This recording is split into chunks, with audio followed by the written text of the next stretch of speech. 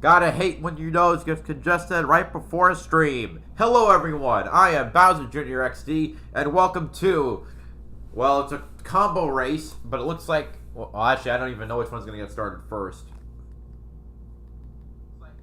But I'm assuming it'll be the Xfinity race by just a couple minutes. So welcome to the Cabo Wabo 250, race 21 of 33 for the NASCAR Xfinity Series in 2024. After 4 weeks without a race, the second tier is back, this time on the 2-mile Michigan International Speedway with the stupid intermediate aero restrictor plate engine. It worked at Indy, didn't work at Atlanta. Let's see how it works at Michigan. Apparently the teams are expecting pure chaos, which is not something I really want to entertain. We had 39 entries, 38 cars making the show, so the D&Q was the number 53 of Morgan Baird for Joey Gase Motorsports. So once again, Baird fails to make his debut. Damn, this stupid congestion. As I said, there are 2 races happening in a little bit. Roughly 7 minutes to the stream for the Outfront Showdown will happen. Race 11 of 14 for Indy next in 2024. They've also taken the same break that NASCAR has taken. Stupid nose. With 3 of the last 4 races being run at ovals, this being one of them. They're at Worldwide Technology Raceway. Only 18 cars in the field, no Hukos Hollinger cars, and Niels Cullen is once again not racing, which is fine by me. He's a pretty crap driver. Now later today, I'll also have the IndyCar race at which is the Bommarito Automotive Group 500.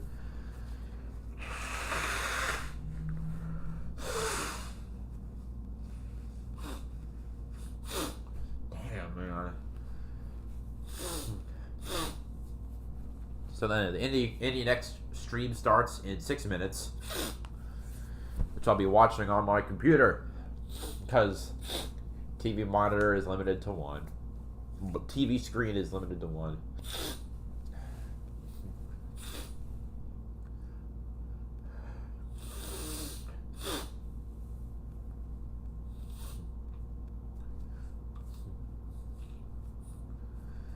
And we're just waiting for it to start. Xfinity Series races here in Michigan. Could it be 14 straight, Dave Burns? Hard to believe that Justin Allgaier could make it 14 straight in the 7-car. He has not won here at the Michigan International Speedway. His 24 career wins, 10th on the all-time chart. He'd like to move into 9th with a victory today. He starts in the 16th position. As they say, Justin Allgaier is tied for 10th for the most ever wins in the Xfinity Series. He's tied with he has 24, which ties him with Dale Earnhardt Jr.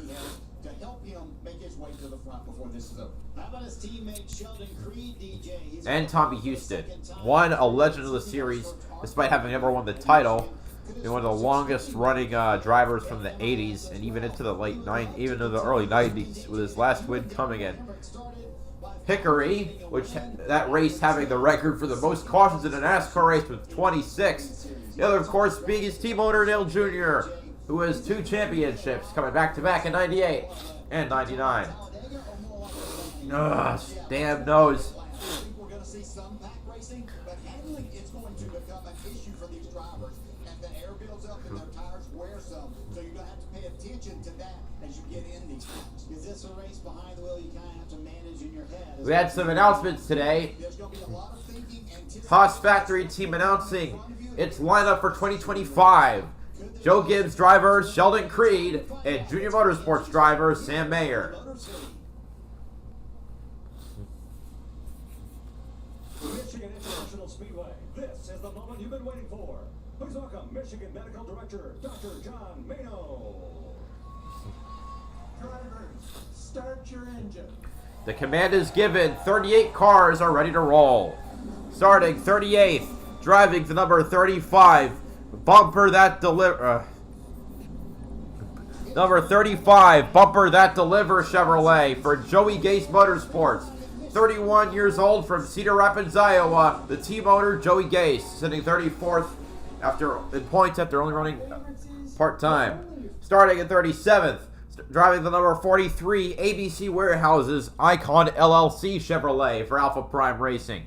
34 years old from Ashburn, Virginia, Ryan Ellis, who's 24th in points. Starting 36th, driving the number for Alpha Prime Racing. 33 years old from the Woodlands, Texas, Brendan Poole, 16th in points. And starting at 35th, driving the number 14 TriStar Ford for SS Greenlight Racing.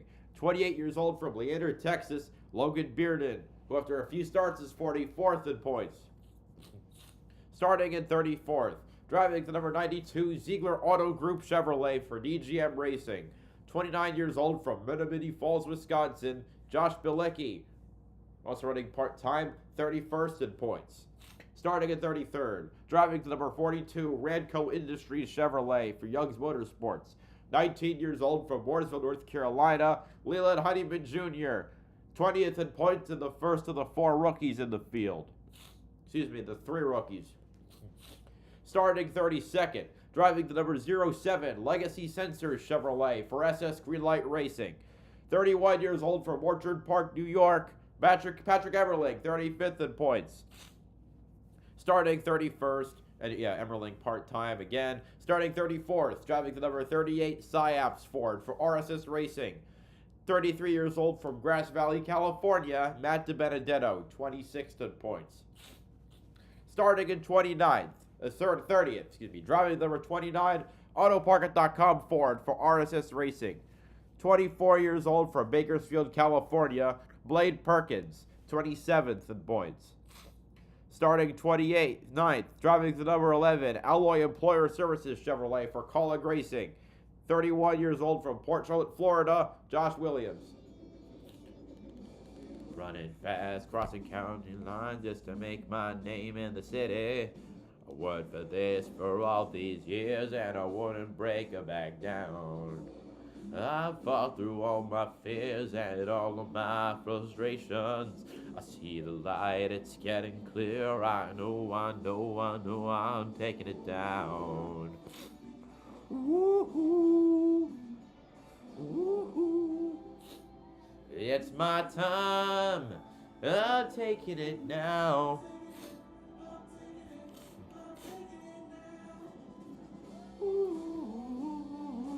Starting 28th, driving the number 91 DriveSmartWarranty.com Chevrolet for DGM Racing. 26 years old from Wentzville, Missouri, Kyle Weatherman, 22nd in points. Josh Williams, I mentioned before, is 18th. Starting 27th, driving the number 28 Bailey Excavating Ford. That's a longtime sponsor of the deceased J.D. McDuffie. For RSS, number 28 Bailey Excavating Ford for RSS Racing. 23 years old from Tucker, Georgia, Kyle Sieg, 23rd in points. Starting 26th, driving the number 31 Funkaway Chevrolet for Jordan Anderson Racing. Driving the number 21 21 years old from Rhinelander, Wisconsin, Parker Retzloff, 17th in points. Starting 25th, driving the number 45 Prime Bites Brownie Chevrolet for Alpha Prime Racing. 48 years old from Parkland, Florida, Cesar Vaccarella, running only the plate races basically, and the oldest driver in the field. He's 47th in points.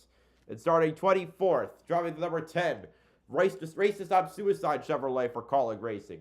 20 years old from DeLand, Florida, Daniel Dye, a Truck Series regular, and in the playoffs now.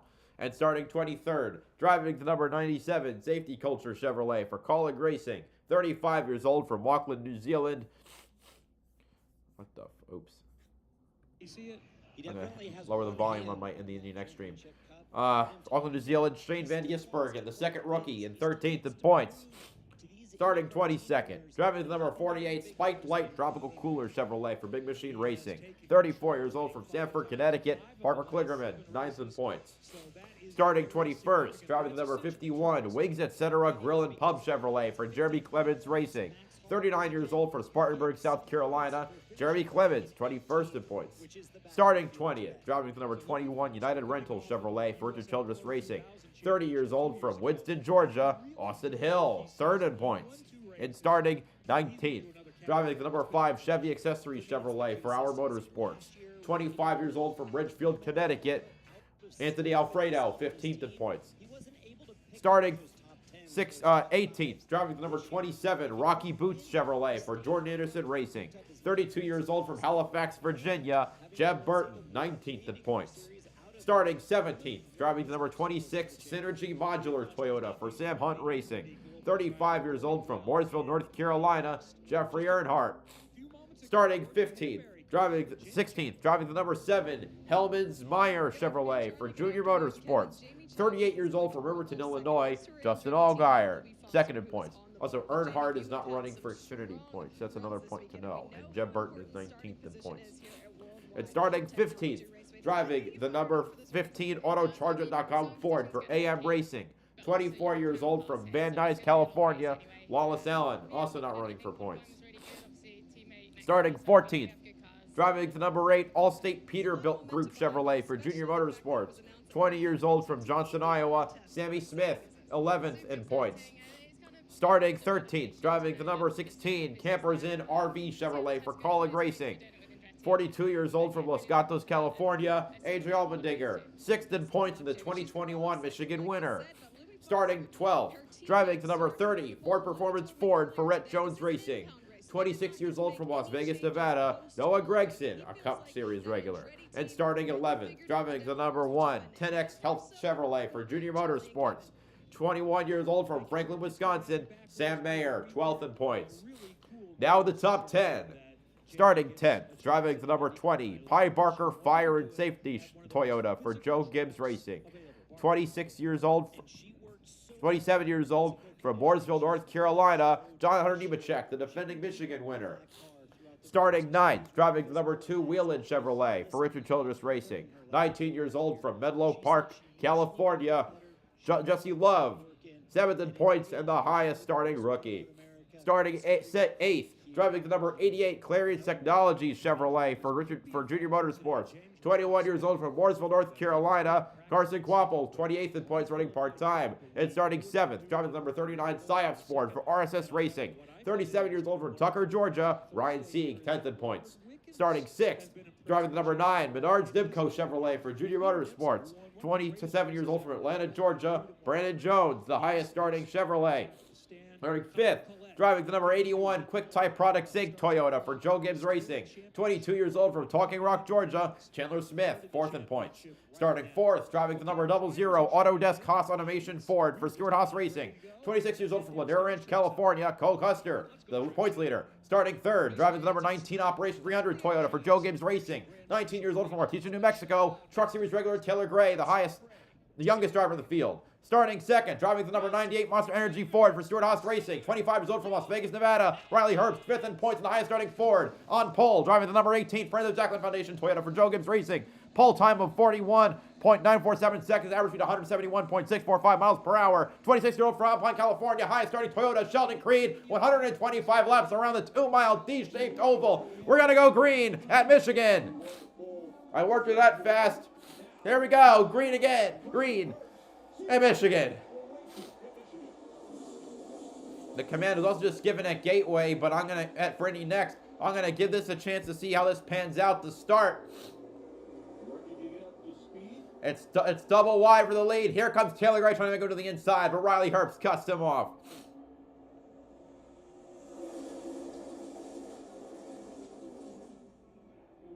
Right now, they're still too wide.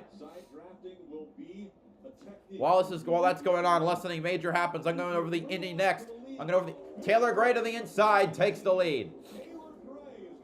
Trying to lead his first lap, but Sheldon Creed coming back on the high side. At Gateway, starting 18th, driving the number 40, Haven Go by Sam Carr for Miller Vinatieri Motorsports. 21 years old from Indianapolis, Indiana, Jack William Miller, 16th in points. Oh my God, this is just going to be a freaking plate race, isn't it? Starting 17th, driving the number 23, Hover Energy Car for HMD Motorsports. 24 years old from Dublin, Ireland, Jonathan Brown, 11th in points. Starting 16th, driving the number 55, Bradford Allen car for Able Motorsports. 28 years old from Shelby Township, Michigan, Taylor Ferns, 27th in points. This is turning into single file. Taylor Ferns being the oldest driver in the field. Starting 15th, driving the number 21 Autobahn Driver Academy car for Able Motorsports. 26 years old from Joliet, Illinois, Jordan Missig, running part-time, 22nd in points. Taylor Ferns is 27th in points because she's only running the ovals. Starting 14th, driving the number 14 Open Context car for HMD Motorsports. 18 years old from Portland, Oregon, Josh Pearson, 12th in points, and the youngest driver of the field.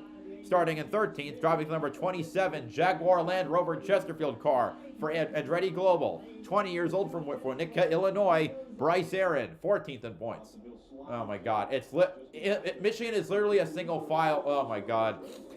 Starting, I'm going to pay more attention to Gateway at this rate unless something happens. I'm not even going to try and pay it. I got to hurry though, so I'm going to shorten my descriptions. Starting 12th is James Rowe for Andretti Global. 11th, Miles Rowe for HMD Motorsports and Force Indy. 10th is Reese Gold with HMD Motorsports. 9th is Salvador de Alba Jr. for Andretti Cape. 8th, Ewan Sundermorthy for Able Motorsports. 7th is Callum Hedge with HMD Motorsports. 6th, Jacob Abel with Able Motorsports. 5th, Christian Vogel with HMD Motorsports. 4th, Christian Brooks with HMD Motorsports. 3rd, Kyle Coglett for HMD Motorsports. 2nd is Jamie Chadwick for Andretti Global. And on pole is Louis Foster for Andretti Global. That'll be 75 laps around the 1.25 egg-shaped oval. And oh God, we already have a screw up on the start. Jack Williams looked like his car went airborne and his wing is all screwed up. What a start. I think they had to abort the start as a result.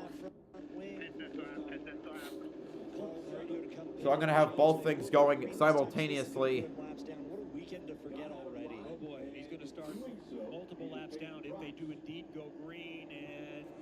Of course, I've been alerted that I made a mistake on my thumbnail.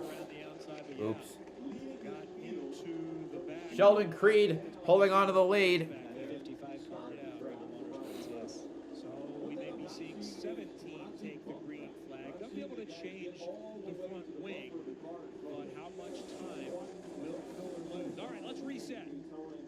Let's try this again. Thinking to continue his domination and add that resume and championship points, lead some more. Let's go. Gateway and Worldwide. We're green again at Gateway. Louis Foster jumping to the lead. Up front in Michigan, it's still Sheldon Creed holding on ahead of Riley Herbst. Oh, we got another spin. Again at Gateway. Miles Rowe in the number 99. This bad season continuing with an early race wreck. Back at Michigan, it's still single file up front.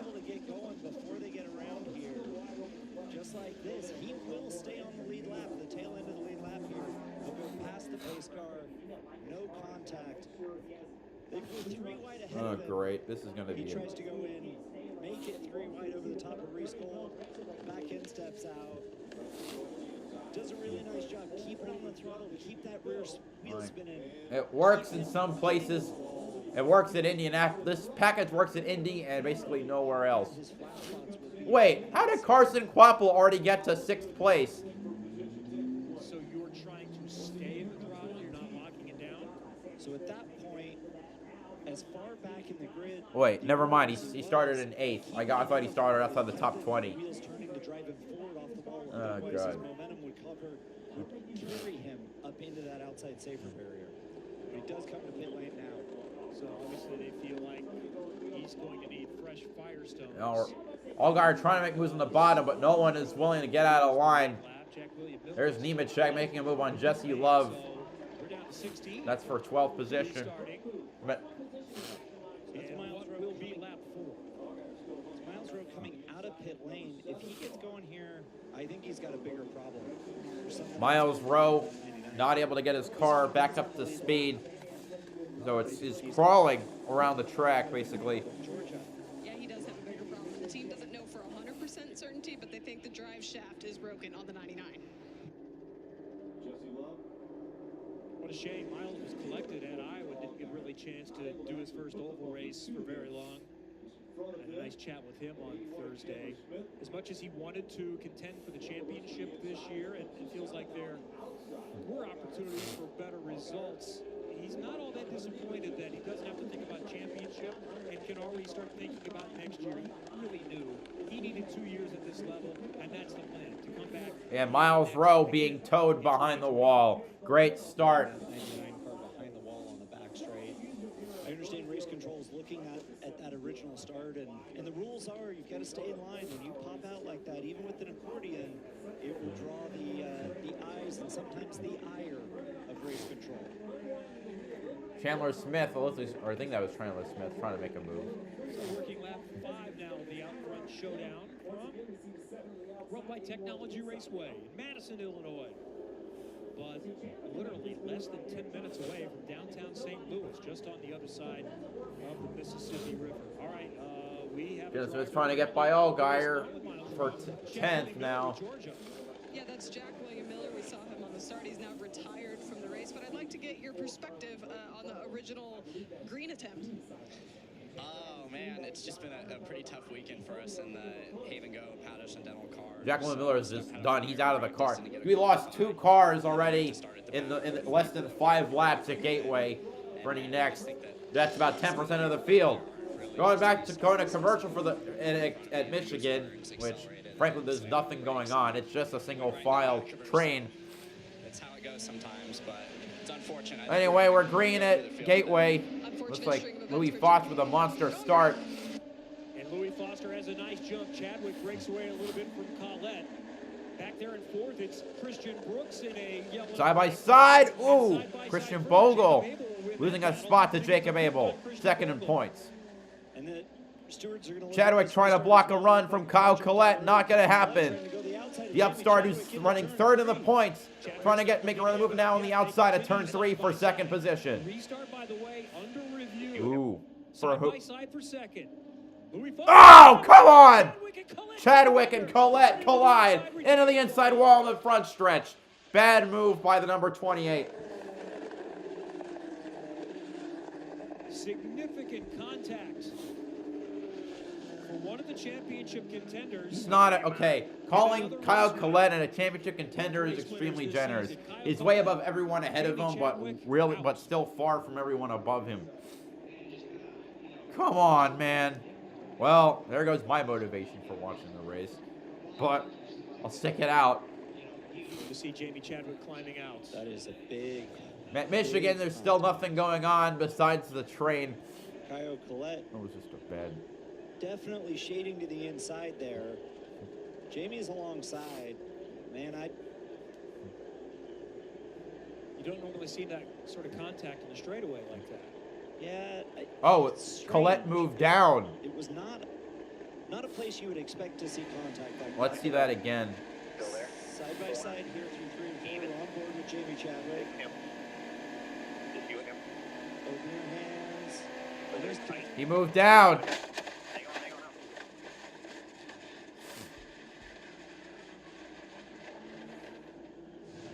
What an idiot. Okay, so if I put my steward... He's wrecked on both ovals he's run. Kevin, I think Kyle Collette needs to do a little better job of holding his line and running straight down the straight. It looked like he was shading Jamie to the inside there, and she held her line and ran straight. So you can't do that until you're clear on an oval. Oh, we got a spin at Michigan. Taylor Gray. Let's look at this as well as that restart as well.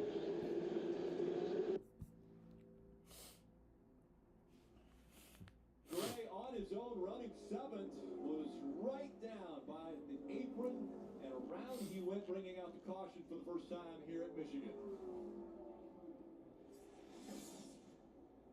Sees underneath 2 cars. Everything looks fine, and right there. Yeah. Taylor Gray just got loose on his own. Talked about the balance between downforce, driving the car in the ground, but that robs speed. Downforce makes it drive better. Take it off, it goes faster, but this is the result. Yeah, 15 laps on tires, you're starting to lose some mechanical grip. That's when that arrow, that crutch, that side force you're leaning on like a cane goes away, the back of the car slides around. Fortunately, no contact. Fortunately, you know, nobody hit him. He didn't hit anything. Hurt his pride a little bit. 4 tires, go again. So it's interesting time for a yellow because track position is going to be a huge point in this race. Math would say that, oh, I don't know. I think one stop is really aggressive. I think you'd be really hold on fuel on both runs. You don't want to do it. But this kind of takes the stress away. If you pit it right here, put fuel in your car, and you could stay out at the end of stage 1 and get all the way to the end of stage 2 with potential weather coming, that might be, you know, something I would consider. Let's listen into the 7 radio. I'm moving to 30 when I get there, just so you know. It's super frustrating when people just race like they're going to race. It is what it is. Frustration? Never heard of that. Well, you'll have that. 15 laps in. Under caution, Allgaier goes up to... Let's see here. No. Sticking his hand out the window. Showing them he's number 1. And again, snow at direction. Bunch of cars going into pit for fuel and tires. And one of those is young Carson Quapple, making just a handful of starts this year in the 88 car for Junior Motorsports. Has had a couple of very good runs. Right now the car is free in the center, and that was a very familiar feeling to him. He said, just like practice, Marty. Dave, as Steve mentioned, big decision for the crew chiefs here with rain near the Michigan International Speedway. Jesse Love said his car was just a little bit too free, so they wanted to make an adjustment here. Kyle Collette might get an additional penalty, even though he's basically out of the race. And then he said it was way too edgy free to keep up in traffic, so it's So, an adjustment here. I mean, he's probably not gonna gain any more spots, and he'll probably lose. He's not gonna. He can't go backwards. Every car behind him, the 3 cars behind him are out of the race.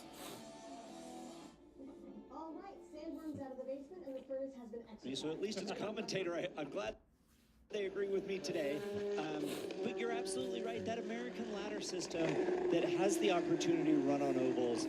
The thing with road courses, if you get it wrong and you spin, a lot of times it doesn't end your day.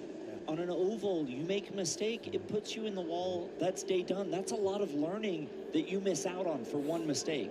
On a road course, you can get away with one mistake a couple times. But on an oval, you can't. So having that experience on an oval is really beneficial to get these drivers up to speed. So under the second caution here in the early going outside St. Louis, what are those a little deeper in the pack thinking? Let's listen to James Rowe's radio transmissions for the 29 car. Yeah, get in a run, just get a better feel of what's going on. Pulled the trigger early with Louis and the help was down, so I'm going to try to do something similar, just to make sure we're not completely the yellow line before the green, but that was awesome job in that research. I'm still not 100% certain which Irish driver that is. Was that the spotter, Peter Dempsey, or is that James? Well, I think the gist of the conversation was, we've got a teammate controlling the restart pace. Let me know when he's going to go so that I can go and take advantage, because I think I've got a faster car than Reese Gold. Okay, that was the driver. Yeah, I couldn't understand the beginning, just whether that was an instruction or a request from the driver. Either way, I think what he's looking towards is to get some teammate help. Yep. Well, there are a lot of teammates from HMD. They have 8 cars this weekend. Andretti effectively has 5. They're 4 cars. And then Salvador De Alba Jr. runs in the Andretti with Cape Motorsports car. And look who's come up front here. Look who has snuck his way. Jacob Abel. From 6th, couple of good restarts. He went high. Oh wait, Jacob Abel's right. Jacob Abel now, because of made a couple of passes and had the 2 cars in front of him wreck out. To go. He's not out of the championship. He's a long way back, but he is 2nd. So he's 77 back is a lot different when you only have 1 that you need to have misfortune. Pace than cars say you're 77 off back in 5th. Right. At Gateway. And he's got to shoot a shot. Like I said, it's now or never. He told me on Thursday, I'm not really thinking championship. I just need wins, and then we'll see where we sort out. You win a race, you win another race. Hey, maybe we get to Nashville Super Speedway, and we are still in play. Ready to go green again here. Single file restart. Christian Brooks, who has been dynamic in his debut mid-season. Here we go. Green at Gateway. Here we go again. Soon we'll be back green at Michigan. Car. Side by side with Juven Sundermorthy. They're battling for 4th position. Sundermorthy trying to go around the outside in that turquoise. And Sundermorthy and Callum Hedge. Sundermorthy, ooh! Oh, near contact there. Almost took out both cars. As Sundermorthy will squirm a little bit, and he has the position for just a moment and is thinking about Brooks now. That's Abel. Foster scooted away. 2nd and 4th. And a great jump for Louis Foster on this restart. Give him some breathing room.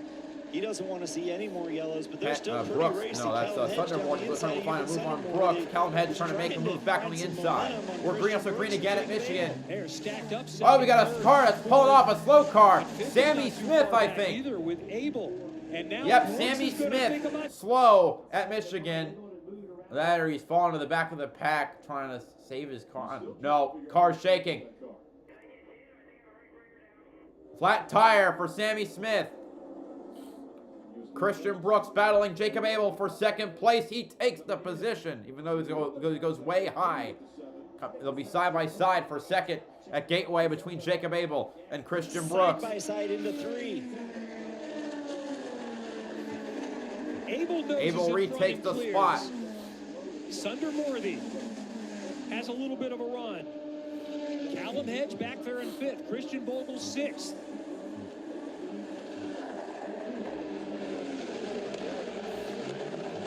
Foster is just gone. Let's watch this again. Back there was Sundermorthy. Was he just diving inside to try to get a run on Brooks and forgot about where Hedge was? That looked like a Sammy Smith might go a lap down here. We'll see what the stewards think of that. Allgaier battling with Custer for the 5th position. Just cleared him. He had momentum and he knew Brooks was coming up for sure. De Alba Jr. Looking at him now. Is that in the 7th position now? Yes, he is. Jacob Abel is making aggressive moves. He told me earlier in this championship fight, he just has nothing to lose, and you're going to see that on the track today. He was disappointed in his qualifying efforts, but he knew they had a fast race car, so expect Jacob Abel to be aggressive in these last 4 races of the season. Lou Honeyman smacking the wall off of 2. We're now over 20 laps through. Kokasusi almost coming up into Justin Allgaier. Foster is in control right now. Clicking off good laps. His best lap is 1/10 and a half better than anyone else so far. I mean, there's still 50 laps to go in this race, and these Firestone tires do wear, and especially if you're hard on them, you don't have a great balance. It does wear out in the second half of the race, so you got to take care of your tires a little bit. But a 2-second lead is on a short track is that's going to be hard to overcome.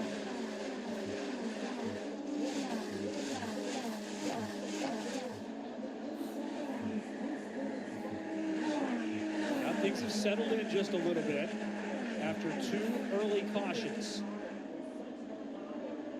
The constant has been Louis Foster in control of this race. Let's hear from Jamie Chadwick, unfortunately out very early with Georgia. It's heartbreak for Jamie Chadwick, but she has been released from the IndyCar medical unit. First and foremost, are you okay? Yeah, I'm fine. Yeah, obviously reasonable hit, but yeah, I'm fine. So. Did you get a chance to recount it at all? They're going to play a replay for you right here, but can you just give me your perspective on it? From my side, I didn't move. I stayed in the middle of the track, and the margins in this championship are so narrow. You know, we race so close, and when we race close and well, it's fine, but obviously there it's just a little bit too close, and yeah, I'm gutted. I think we had a really good car today. Yeah, it would have been really nice to have shown that and got a result, but yeah, it doesn't happen today. Well, we're certainly glad to see that you're okay. Thanks, Jamie. Jamie Chadwick got that really significant win for her and for females in motorsport in Road America. It fucking sucked to see her taken out. 4-car breakaway at the front at Michigan. It's Sheldon Creed, Riley Herbst, Brandon Jones, and Chandler Smith. Oh, Riley Herbst hoping to go back-to-back. Sheldon Creed looking for his first win at all. Brandon Jones hasn't won in 2 years. Chandler Smith. Oh! Sheldon Creed spins from the lead! He gets it going again, but, man. That was the situation. Riley Herbst got to his left rear quarter panel. He had good pace getting into turn 3. Watch him gain getting into turn 3. Now the 18's up the racetrack a little bit, and now He's pulling the arrow. Got so the 98 got the 18 loose, and that was all it took for Sheldon Creed to snap around. Caution at Michigan. They qualified fast. There's your pole sitter. He has low downforce in that. Qualifies in the All right, meanwhile we're under commercial there. Indy next continuing at Gateway. Top 6 finish today, running in 7th. Depending on how the tires wear, he could be in that conversation at the end of this race.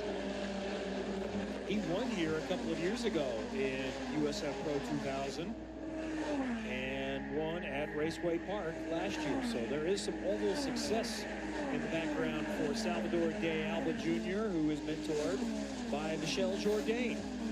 One time was the youngest winner in IndyCar history, had a lot of success. Jourdain, he won twice, I think. Once at Milwaukee and another place. Yeah, I don't and this remember season, the second Salvador one. has yet to qualify inside the top 10. I think he won twice. He Except definitely won at Milwaukee, I think But he has in 6 03, top 10 03 finishes, or so he 04. races really well.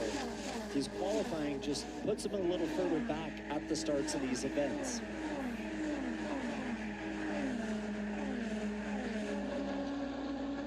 I continue to be impressed by Christian Brooks, running 3rd there in the number 39 deploy surveillance car. He started the season with some success in USF Pro 2000. Remember, this is a driver that was out of seat. He had a lot of success in the lower ranks, contended for USF 2000 championships, had success in Pro, but had a big crash at St. Pete to start off a season in 22. Got to pay off the crash damage. That's what he had to do the rest of the season. He and his family and his backers won a race in a partial for Peter Dempsey. Wallace Allen now in the top 10 for goddamn AM Racing. Didn't This see year that one was coming. in play. Probably not going to win the championship, but running 4th in points, and they found an opportunity when Nolan Siegel exited. Here is a good seat. What the heck? Let's go ahead and go. At one point, they were going to do both championships.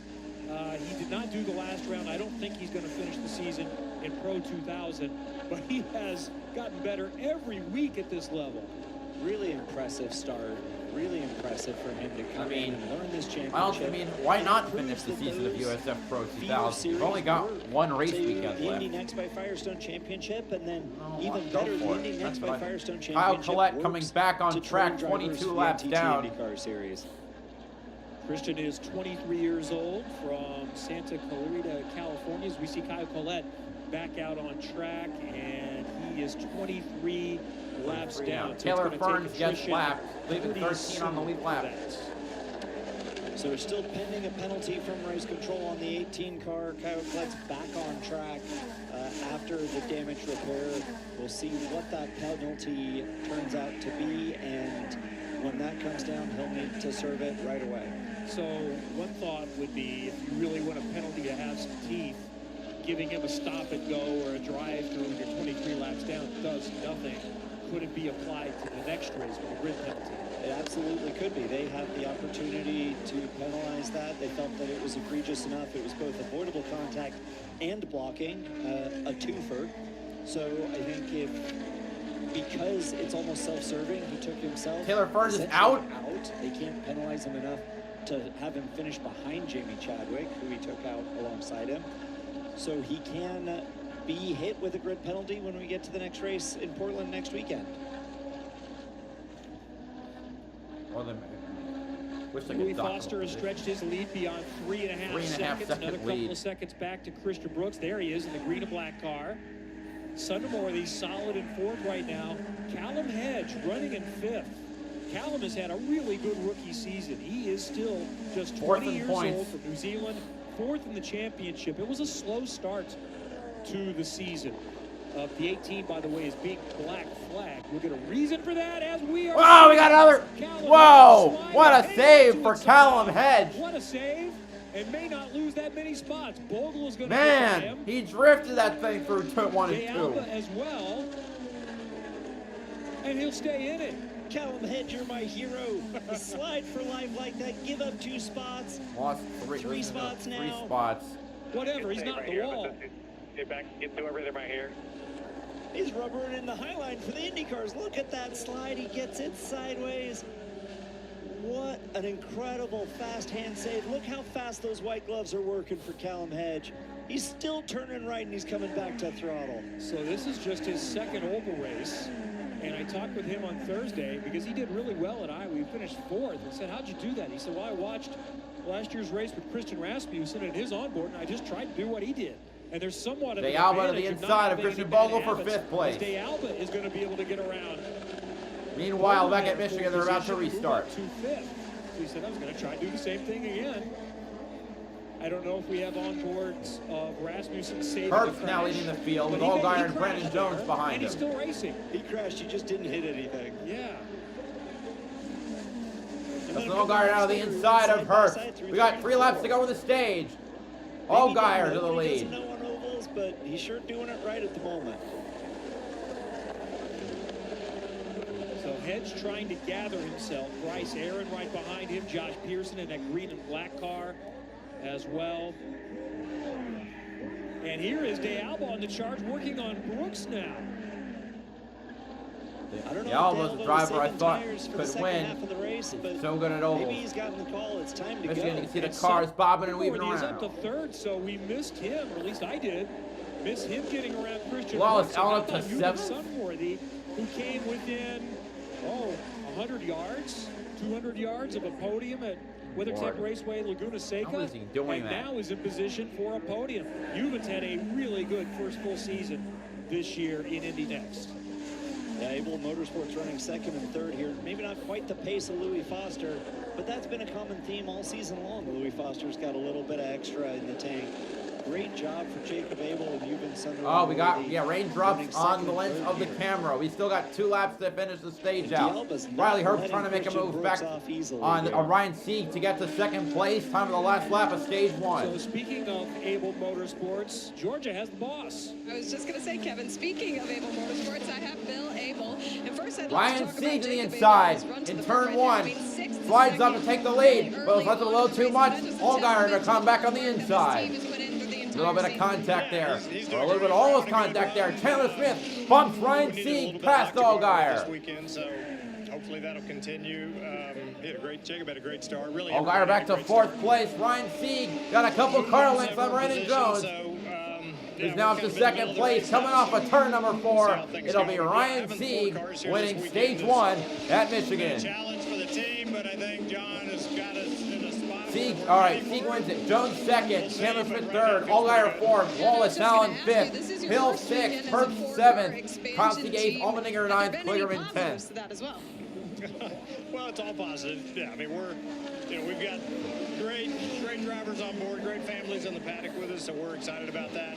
And I think for us, it's just, a sign of the growth of the team and sort of what we're doing. And John's assembled a great team.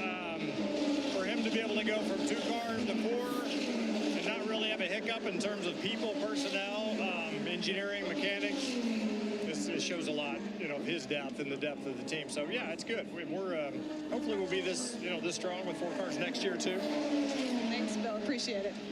And one of those cars, unfortunately, is out. Taylor Ferns, the car was not quite quick enough, so it's still a very new experience. One of the main battle going on, I see, is for 4th place. Salvador De Alba Jr. and Christian Bogle. But it has been really impressive what Able Motorsports has been able to do. Built, obviously, for Jacob Abel. But what they've shown, and I think what Ewan Sunderworthy has done, and others at times too, has shown that this is more than I didn't even notice Sunderworthy is in 3rd. And it has a future, and as what Bill talked about, He's going for his first podium. Some time with Jacob on Thursday. His hope is to get to IndyCar. He's one of many trying to find an opportunity. But if he gets to IndyCar, that's not going to impact things here. They already are well down the road on having at least 1 seat filled and trying to get to 3 or 4 for next year as well. One of the things I've been watching is we go back to this battle for 4th between Christian Brooks and Salvador De Alba. Salvador goes to the outside into 3. That's a long way around. De Alba to the outside. This is for 4th place off the corner. Side They're by still side, side by here. side, but De Alba has the momentum. De Alba has the momentum. Can he takes clear the him? position. Yes, he can. And Christian Brooks has been trying that high line in 1 and 2. I don't know if he's got too much load into his tires. Wait, it's really hurting those Colette's right been side black Firestones. flag. He's still on the running track. that extra bit higher. Well, that was a little bit of a shade of a blocking defense there from De Alba. I don't think Brooks had the momentum to get alongside, but the rules say you can't move in reaction. Salvador de Alba is one of 4 that have moved forward 5 positions from 9th to 4th. Sundermorthy also +5. Same for James Rowe and same for Jonathan Brown. He's moved up 5 spots. Louis Foster did not need to move up any spots. He started on pole for the 4th time this season. He is trying to win for the 6th time in 8 races and is hoping it stays clean and green. 4 seconds plus is the advantage on Jacob Abel. We've had 2 early cautions. 3 really when you include the aborted start of the race. The first lap was run under caution. And then in the opening moments, Miles Rose spun. And then Kyle Collette and Jamie Chadwick came together on the straightaway. Collette was deemed responsible for that. He came back out, was black flagged, but now is back on the track. Why? And is 32 laps down. So what we don't know is if the black flag was they determined the repairs weren't done properly or good enough, or if is that the penalty. Yeah. I'd be surprised if that was the penalty. So there's a look at what you were talking about a moment ago, Charlie, with Brooks and De Alba. And De Alba's really quick. He is 2 to 3 tenths quicker than Juven Sundermorthy here. We got running more him rain. down for the last podium spot. It looks like something on the He was camera. talking to Matthew Brabham. He was talking about the experience Salvador de Alba has and how he races well on ovals. And I think that's showing. He's got a good car under him. It's a partnership between Cape Motorsports and Andretti Global, and they find that really helps their pace when they unload. Having that experience, having that Andretti setup, he's been able to really race well. Qualifying leaves something to be desired for sure. But now he's hunting down a podium. Louis Foster told me he's been impressed with De Alba. Jacob Abel closing in on before the Louis Iowa Foster. weekend. He told me, watch out. Martin's gone down by He about didn't qualify well, 0.7 seconds. but he moved up But in the race. still 3.5 seconds. Same A thing 3.5 here second in gap. this one. And Oh, we we've got a caution. Josh and Pearson. it is Christian Brooks. Oh no, wait. No. Josh. Who is it? Josh. Green and black car. Yeah, I got it right. 14 Josh car. Pearson. Is that Josh Pearson? Okay. Off in turn 4. There's the leader going by. Very slowly. Yeah.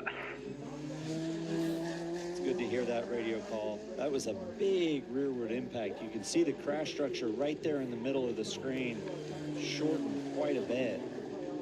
We saw that yesterday. Looks like they're coming out. Everyone's coming out pit road due to rain. Safety They have team to reach getting lap out. 60 Great for it to to see be the official. AMR safety team right there with them. Sorry, guys. I turned in too early. There's the analysis of what happened. In some ways, that's good that you know. I think the scariest would be when you crash on an oval and you don't know why. Yeah, you don't lose control. And that happens a lot. Yep. Yeah. When you're learning in this series, you need to learn those lessons because you don't get the last 20 laps or so here to learn and continue to learn what the car is going to do. So you need to make sure you learn that lesson from the incident so it doesn't happen again. So let's see what happened with Josh Pearson. Oh, he's down on the curb way early. He's right. His self-analysis was very accurate there. He got down, turned in early, got onto the curb, rear steps out, and he spins up into the safer barrier. And you heard him say he banged his knee. Good to see he's up and walking, so he'll get that checked out.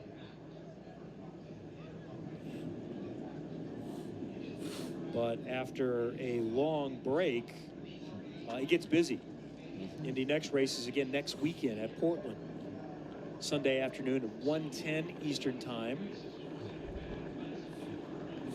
Later today, late afternoon race on the oval, and that is going to be the theme for the Final Five for IndyCar as well.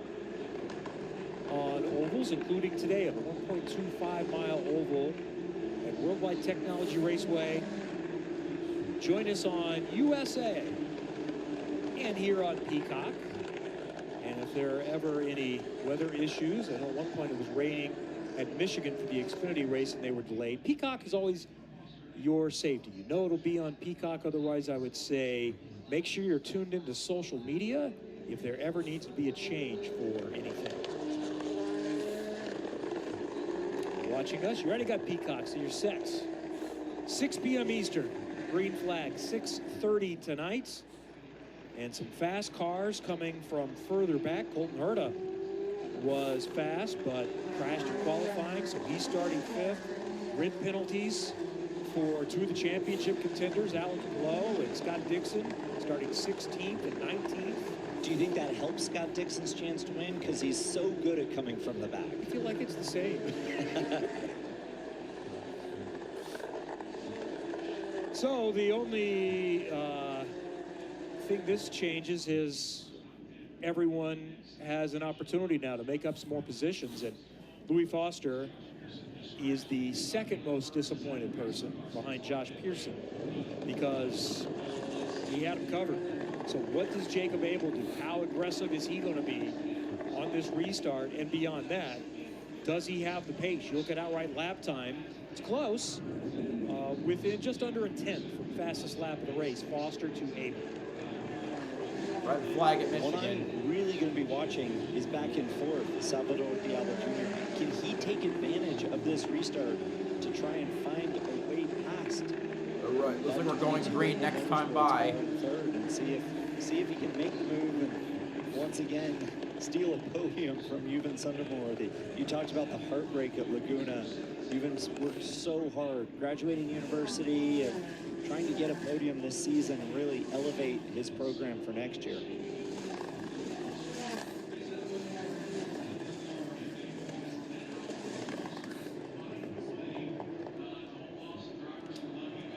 It's a little cleanup here, and we will get going again. And unfortunately, we are down to a dozen cars. So attrition has been a big factor. We've had contact. Or I guess, never mind, we're not going green. We have 17 laps to go. A spin, and that led to a mechanical issue. Jamie Chadwick and Kyle Collette in the 3rd incident together. Josh Pearson is the 4th incident.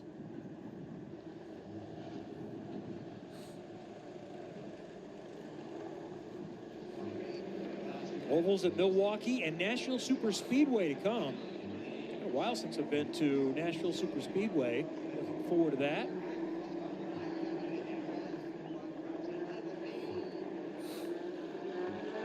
Let's check in with some radio on the 29 Andretti car with James Rowe. Just keep an eye on the right front. Somebody come over to pit wall and try and look at my right front. Yeah, they'll look at it as closely as they can. Front pressures are fine. All 3 cars are coming down at the same rate. Okay, but I drove over something that feels a little stupid. A little bit of concern over tire pressure there. So that's what happened to Jacob Abel. Last All right, week, we'll restart with debris 14 and didn't with know 15 that to there go. was an issue until they went back to green. That's why he had to pit right at a restart. At one point, we thought that it may have been some contact, but it was just he could see the tire was going down and had to bail out and lost laps. All right, getting set to go again, and we're going to have 15 remaining. Here at Worldwide Technology Raceway, Foster, Abel, Sundermorthy, DeAlba Jr., Brooks, the top 5, then Bogle, Rowe, Hedge, All right, here we the go. top 10. Green. Let's go again. At Gateway. And Foster with a great jump, trying to break the draft. Battle back there for 4th. DeAlba Jr. is going to take the low line. Wow, Brooks trying couple to go cars going for 4th. Richard Brooks around the outside. That was close, but he's going to get. Oh, he goes way up. Just the 2 gets super loose. He does. Talk about fast hands from Salvador Bogle gets by him. By DeAlba. Saves it. They're side by Here side comes all Jordan through the Missing on field. Bryce Aaron for 8th in place. that yellow car, DeAlba mixing it up. falls back to That 7th is 5th, behind 6th, Callum and 7th Hedge. there. How about Callum Hedge, who crashed early, Oh! didn't anything, Contact and off the now wall. I think Callum Hedge he hit the hits wall. But he's still going. Oh, my Lord. How hard did he hit it? DeAlba back That by black Bogle 17 for car 6th is place. Still in 5th place. He's crashed twice now, and he's in the top 5. Bogle trying to get back around DeAlba on the inside. Oh, man. Momentum on the high side gets DeAlba back to 6th place. on the outside off 4. Now D'Alba's looking at Callum Hedge, wondering if that car is wounded heading down to turn 1. That takes some bravery. And he's still on it, and Hedge has maintained 5th place. We've had a lot going on since this restart. You can say that again. Let's go back and see how Day Alba avoided a crash. There's James Rowe, who got up way high, wiggling. See, I think he's back in 10th. I only got to update the top 10 because this is not accurate anymore. Carrying that momentum. Short tracks, it's all about momentum. There. And here, gets high, a little further up. Brooks D'Alba in Jr. 4th. had a wiggle. 5th Everyone's is got Hedge. their hands full here at the 6th end of is the race. Alba. 7th is Here's Bogle. Callum Hedge. How big was that slap? That was both right sides. Both right sides, plus the left side into Christian Bogle. And I think it's Aaron missing. Say Dallara makes a pretty sturdy race. Rowe. You'd think this Let's is see what it is. non-contact sport. These guys are proving us otherwise. Jordan Missick is on the charge. Sorry, I meant to say it's supposed to be 27. Thinking about 8th in his first oval race at this level. Around the outside, Jordan Missick up to 8th. And Able Motorsports has 3 in the top 8. It was D'Alba trying to go the long way around Callum Hedge. D'Alba bound Hedge. Way high through 4. Holding on Gets to the it. position for 5th place. Job done up to 4th. Or make that 5th now for Day Alba Jr. But he's thinking about 4th for Christian Brooks. Side by side a little further back as Bogle is trying to come back on Missick. That's for 8th. They'll stay hooked up. Missick. Jordan Missick takes 7th I'm position. thinking about if my car's going to hold on for 10 laps to go in this Outfront Showdown, excuse me. 22-year, make that 26-year-old from Joliet, Illinois. Does a lot of work at the Autobahn. Now he's trying to work on. Hold on. See that on the side of his car. It's not okay. And not much experience at this level, so this is the best run for Missick so far. And Day Alba Jr. is going to get by Christian Brooks, For who has 4th. slid up. So that's 4th for Day Alba Jr. Crazy good at these ovals. Doesn't surprise Who me. has managed the Firestones the best? Inside 10 to go. 9. Foster's lead is back up over 2.5 seconds. He looks for his 6th win of the season. Hedge trying to go on Brooks. Bryce Aaron is up to the battle. He'll try to go around the outside on Brooks. This time. Last time he got that high, he was sideways in 1 and 2. He's still got the momentum on Christian Brooks here. Brooks to the high side on the 39. Right there in the 27 Andretti Global car, ready to pounce. Side by side there. 4th, 5th, Brooks and Hedge. Even at the line. And 7 to go. Still even. Hedge back to 6th place. And here goes Bryce Aaron. There goes Bryce Aaron, thinking he can trying to make the take move. advantage of this Not momentum shift on able to get the side by side. We have 7 to go.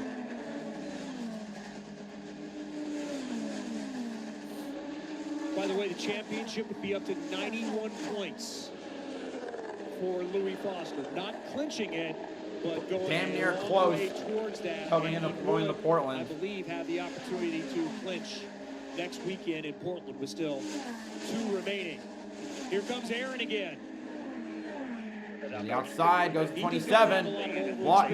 Also look at, I should say, the battle for 3rd might get tightened up soon. There's only half a second between Sundermorthy and Day Alba Jr. Great move around the outside of 3 and 4. Just take it down here. Hedge defends 5th place, 6th place. Out, try to get another run. Less than 5 to go for Louis Foster. That's mostly decided, but many other positions are not. Aaron, red and black Andretti car. Working on the HMD car of Callum Hedge for 6th. 4 to go. Brooks trying to hang on to 5th. Jet dryers, they're coming off, out on track, getting ready to go out on track to dry. Down a little bit of a gap to Christian Brooks, breathing room for Callum, from Callum Hedge for Brooks, and then Bryce Aaron trying to make the move around Callum Hedge here. Has not cracked the puzzle yet. These positions back here important up front for Sundermorthy. Car is coming back out on track. Caution is at Michigan. The race will resume. 3 to go at Gateway. There's the leader. There's the gap. It's a third of a straightaway. Or more on Jacob Abel. Sundermore looking for his first Again, podium. back to Diablo looking for his third. second in a Jr. row. Still has a chance. 2 to go at Gateway. 2.5 miles. Gateway.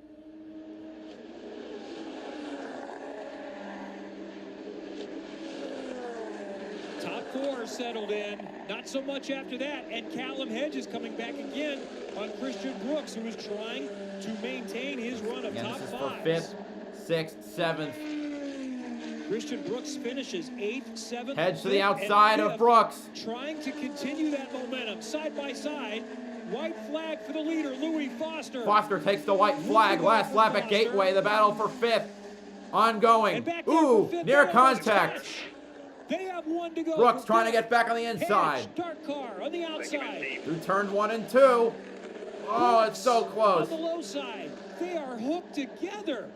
Looks like, Looking for a top 5. oh, almost contact again. Louis Foster comes off a 4 and is going to get his 6th win of 2024.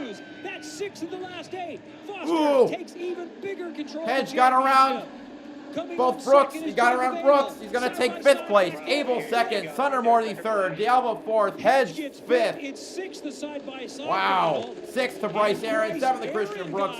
8th to Christian Bogle. 9th Jordan Missig. And 10th for James Rowe. Wow. Oh, hold on a minute. So 2:17, 27, 39, 7, 21, 29. That is the final score. That is the final top 10 at Gateway for the Indy Next race. Meanwhile, back at Michigan. It's interesting, the sun is shining, right? All right, let's go back to this. Pit road is open. We'll see who takes advantage of that. And a few cars are making their way down to pit road now. One of those being the 81 of Chandler Smith. Martin. An interesting mixed bag with some of the cars who thought they might stay out, choosing to do that. Some coming to pit road. One of those, Chandler Smith, who said his car just a little bit too free for him. Also, he wanted to check the left side for the contact that he had with the 7th car a little bit earlier. Parker Kligerman also coming down pit road. He too, way too free in traffic, not able to make the progress that he wanted to do. 4 tires and fuel for these teams coming here at the end of stage 1. And yes, Rick, you made a great point. The sun is out, feeling good that they can get to the end of stage 2 here in Michigan at least. Well, we're hoping for the entire race to be run, which is 250 miles, 125 laps. As the field continues to work around, and we mentioned there were a few cars that stayed out. So right now, Ryan Sieg, Brandon Jones, Allgaier, and Riley Herbst, they are in the top 5, and they have stayed out. Well, not just have stayed out, but they've stayed out for the duration, right? So you look and see Jones, Allgaier, and Herbst have yet to fit the entire event. Hill has those fresher tires. He came in 16 and then mixed behind him. Marty. And I just talked to Matt Noyce again about this decision to stay out here for Ryan Sieg after winning this stage. He said, we are really close, to your point, Sieg, to being able to make it to the end of stage 2. But he said to Ryan Sieg on the radio just a moment ago, I'm going to need you to back down here in this stage just a little bit. And for the first part, I may need you to run 50% throttle. Don't lose a ton of track position, but I may need you to draft for a little bit, save me a little bit of fuel, and then I'll feel good about us getting to the end of stage 2. I think that's why I'm not in love with this strategy. It would be one thing if you had 20 cars kind of doing this with you, but, and maybe if we'd have gone green for the whole stage, more was better on this strategy. But as they've kind of jumped off this, you see the lap 16 pitters and the lap 25 pitters. Now you're kind of out there by yourself, so, or only 4 of you. So saving fuel is going to be very difficult with the guys better on fuel pushing you. That is the key, is what are the guys behind him going to do? Are the guys going to jump on the bottom and trying to be advancing, and now you're trying to save fuel? If they can get single file, and everybody wants to put laps down rather than racing, then this can work. Because he could lead the race saving fuel, but if everybody gets racing, it'll become difficult. Now remember the control car, the race leader is the 39 of Ryan Sieg. And so he will be the one who gets to determine when they go in the restart zone. So Allgaier will be on the inside, and we'll hope that he can keep up with that outside line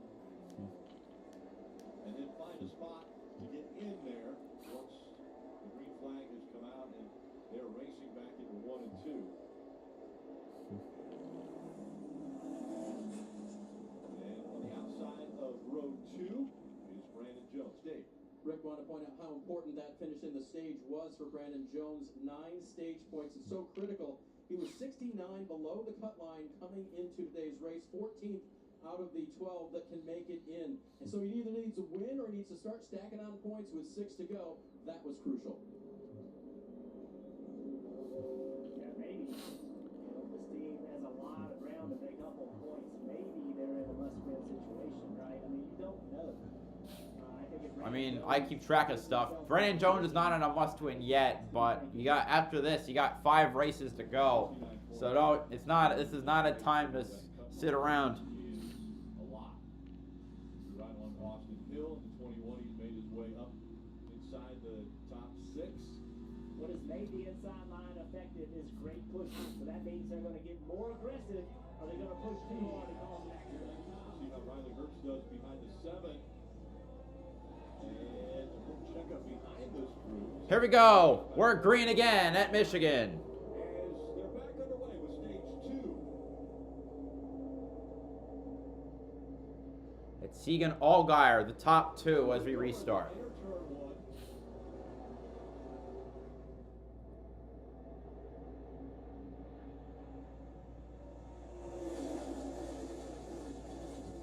Three wide for 3rd. Austin Hill trying to make a move all the way down to the bottom. Austin Hill spins off of Carson Quapple. Oh, what a stupid idea. What a stupid move. If he can keep it down, he does. Caution comes out. Tires are up here. Let's try to keep rolling.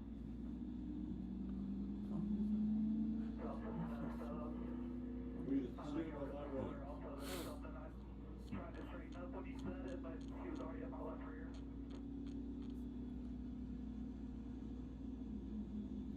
You see the vibration, like he has a flat What a tire, dumbass. sure, and the I'll be flat right back. Make it a full lap. See what kind of damage Fuck. he has if he gets in the pit stall. That sound was my mic falling off. Austin Hill in the 21 car, he saw this as an opportunity. This wreck starts all the way back here, right? Good run, good push from Auburn-Dinger. Watch what he does right here. He finds a way to get momentum, and the minute he does, he jumps to the outside of the 9. Now he's got his left front on the right rear of the 9 car, Brandon Jones. That drags him back. Now he's got good forward momentum going down the back straightaway.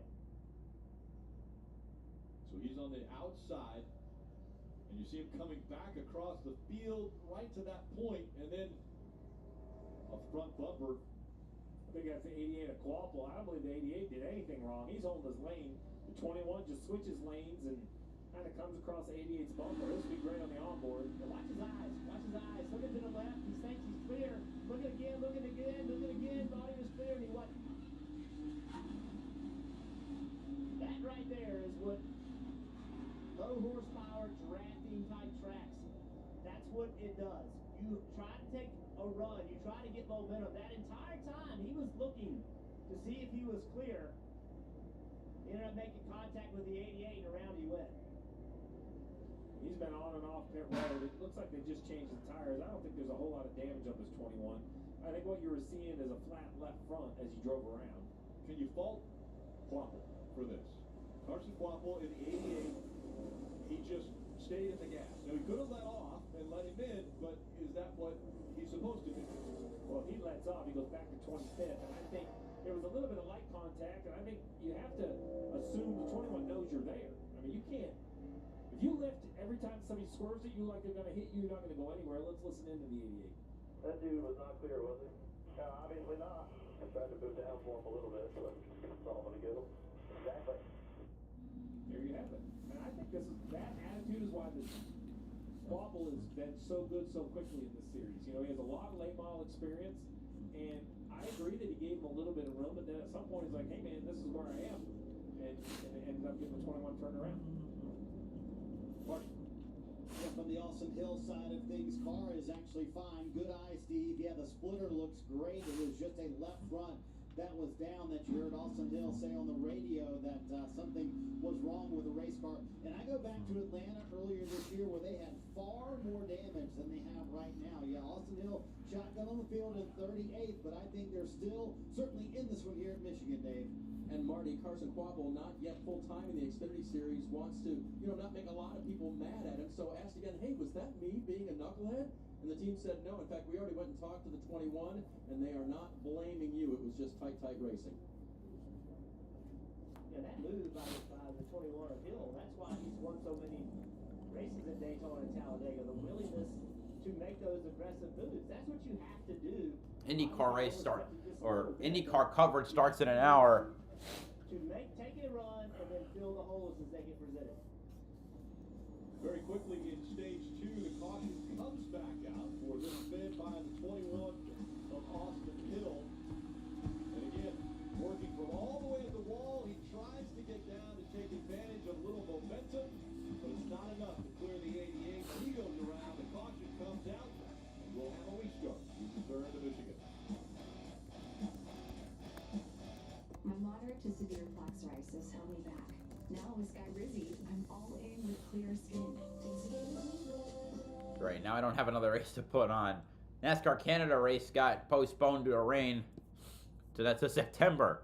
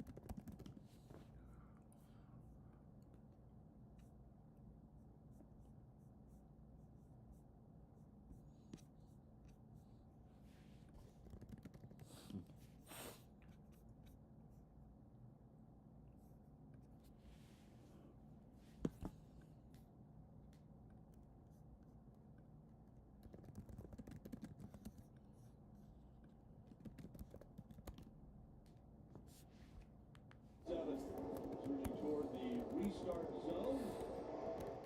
Back up through the gears they go. AJ Allmendinger on the inside line. Sieg trying to push Allgaier. And the 98 of Riley Hurts has the 16 just in front of the 7 as they hit her one. And this is where the outside line has that advantage. The bottom is broken apart. So at the top of the 7 should kind of surge down the backstretch. I would think more energy on the top lane. As I say, all right. Pushes out. It's Allgaier and Allmendinger up front this time. Allgaier clears and takes the lead. 3 wide for second. Ryan Sieg on the high side. Now next to Riley Herbst. That's the new battle for second position. Riley Herbst is in trouble right here. Sieg now clear for second. Kind of got in order on that outside lane. Is he going to have anywhere to go in the 98 car?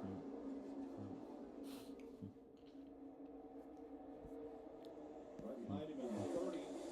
Currently is Noah Gregson. We'll see if those two stay together. But that inside line has dropped back at least 6 positions. 7 now as they are fighting with Brandon Jones for that 7th spot. The only thing Riley Herbst can hope for is that 19 car cannot stay in the gas. You can't pull up to the front of that 9 car. There it is. Took the spot. And now Noah Gregson in the 30 is leading the bottom line, but it's going the wrong direction. Chandler Smith in the 81 trying to stay as close to the car in front of him. Not to give an opportunity now. 3 wide, 2 wide. We go down the backstretch. That was almost a big wreck right there. You know, this race has just been so uninteresting. There is a reason I focus on Indy next more than the Xfinity race, and this racing is exactly why. This is a bad idea to run this package here. When IndyCar starts, it'll be the exact same thing. Unless this race, I mean, maybe it'll extend, maybe this will end before the race completely finishes. Ryan Sieg had taken the lead, but Allgaier takes it back. Allmendinger on the inside trying to get to second place on Sieg. As AJ Allmendinger trying to make that 16 work once again. Carson Kvapil, a little bit of the draft helped Sieg back up to second. Kvapil trying to go for third. If he follows the 16, the 16 easily goes forward. Yeah, some of these decisions are made just split second. Like, there's times when it happens this quickly. You get yourself in a position you didn't even really want to be in. I don't think that's Jesse Love now to fourth. A Nemechek into the top 5. In line in front of Brandon Jones, so Allmendinger drops to 6th. certainly more aggressive than it was in the first stage.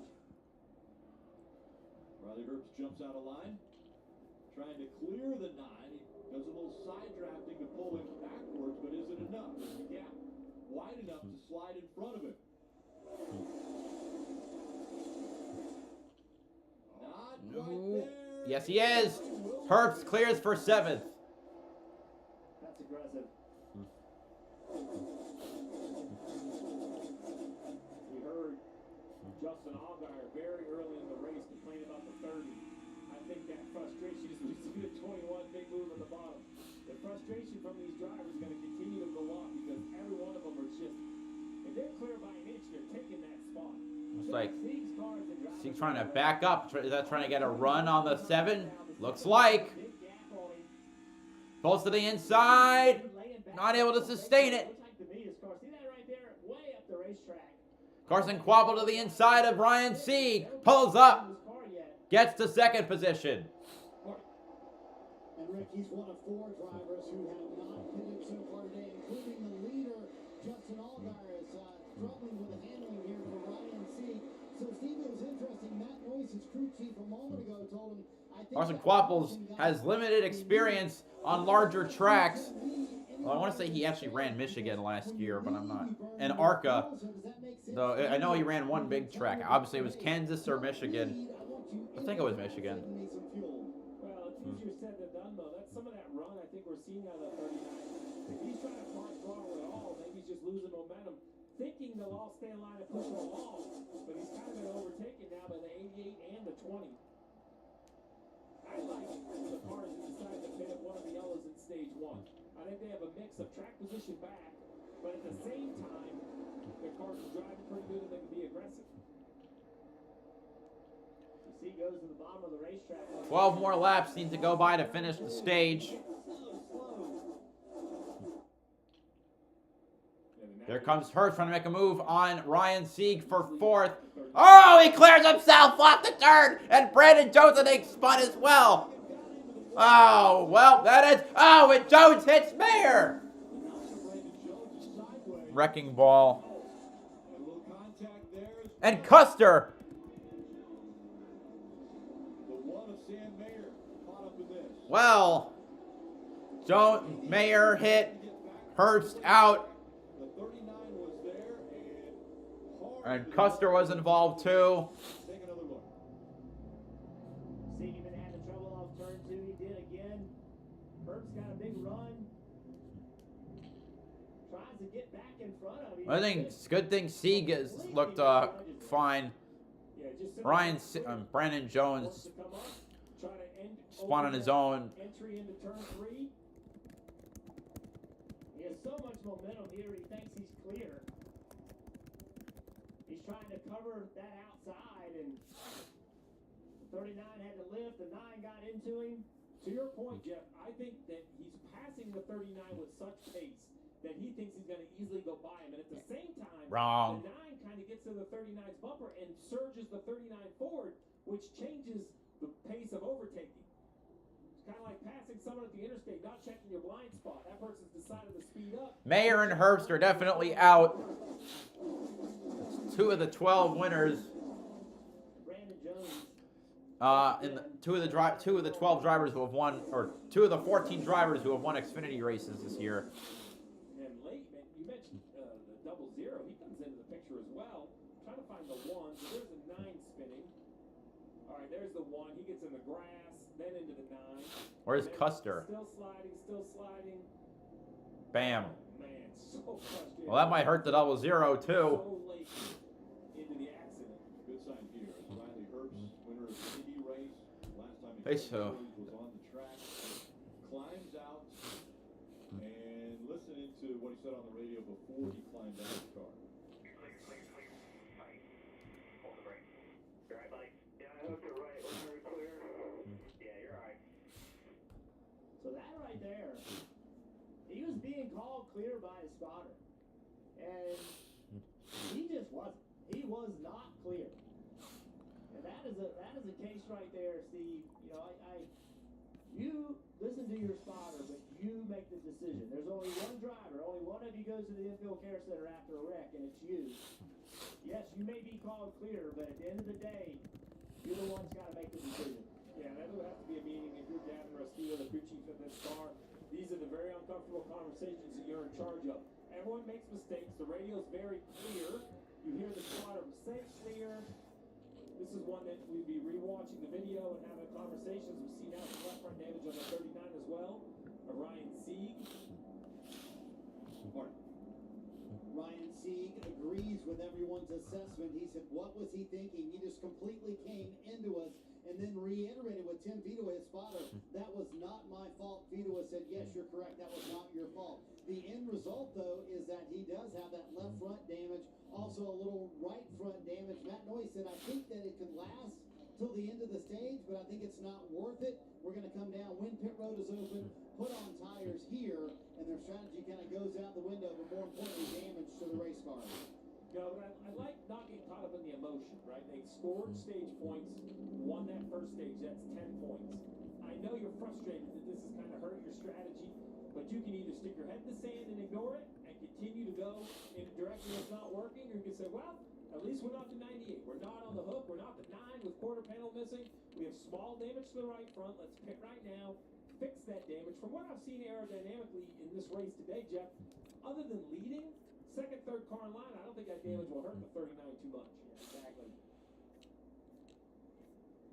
See Sam Mayer, outside of the number 1 car. Here's Cole Custer back on pit road. That damage is pretty heavy. It's pretty good. For when he first wrecked, I'm like, oh my goodness, he's done. But they've done a great job getting this car reasonably looking good. Yeah, Craig Smokestead there, running the tape on the left front. Long time car chief in both the Cup and the Xfinity Series. He's repaired enough cars on pit road. He knows what to look for, where to take them up. And Steve, with regard to this incident, you heard that spotter say, clear, clear, clear, but I think you nailed it. There was momentum coming from the 9 that got into the back of the 39 that I think changed the way that whole incident took place, because he wasn't clear after that momentum came back to the 39. Yeah, unfortunately, though, you know, you're not clear until you're clear. And And I think he was calling him assuming it was going to happen. And it's just a mistake. I mean, we're all human, we make mistakes, but a clear misjudgment, miscall by the spotter. And then, Jeff, your point, you know, the driver didn't double check, you know, reacted. And maybe in the closing laps, I can see that move, but it's awful early in the race to just take that hard right-hand turn. And now we're seeing most of the cars that had yet to All right. Allgaier, Quaffle, C. Gregson on pit road. John Hunter Nemechek stays out. He was third as the 88 comes in. Carson Quaffle. They fixed that three in the center. Car obviously very good as he ran up front. As for Justin Allgaier, they were talking about pulling a piece of tape off the front of there. That was to help him stay tucked up when he was in traffic. Not sure how that would affect him in the lead, Marty. Pat Noyce told Ryan Sieg, these are likely the tires I want you to finish the race on. Can't make it on fuel, so they may be thinking maybe some splash and go there at the very end. The most important thing is to fix that damage. They feel like they do not have it fixed, so they asked them to pull that tire back. You can see that left front damage here on the 39 car, so they make an adjustment. But again, thinking this might be the last shot at Goodyear's for the rest of the day here in Michigan. And they put the hammer to the inside of that wheel. Well, when they come back, it'll be a race to the end of the stage. Hertz coming up on the 39 into the front.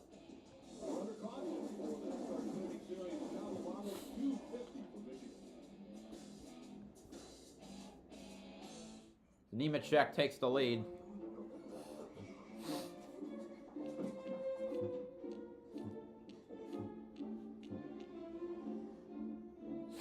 With so much great entertainment out there, wouldn't it be easier if you could find what you want all in one place? My favorites.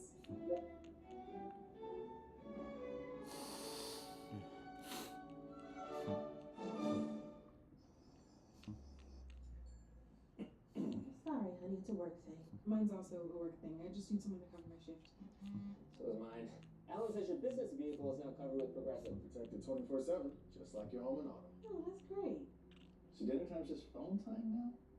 Sorry. You know, I heard that ground turkey is the healthiest poultry. You know what? Never mind. Just be on your phone. Why did you like All right. I just kind of.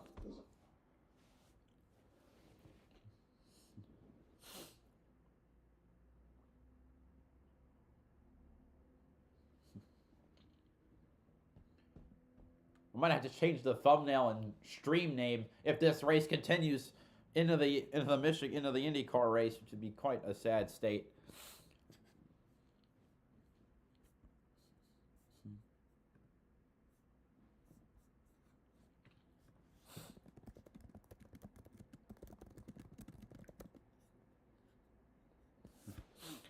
Kyle Weatherman has no power.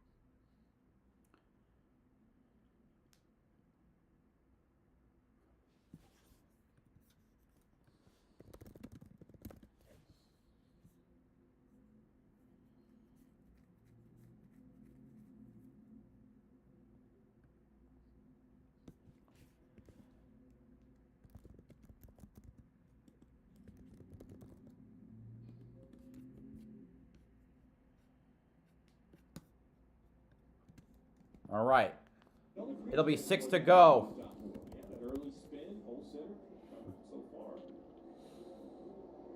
Back in the restart zone, and Nemechek. And that 20.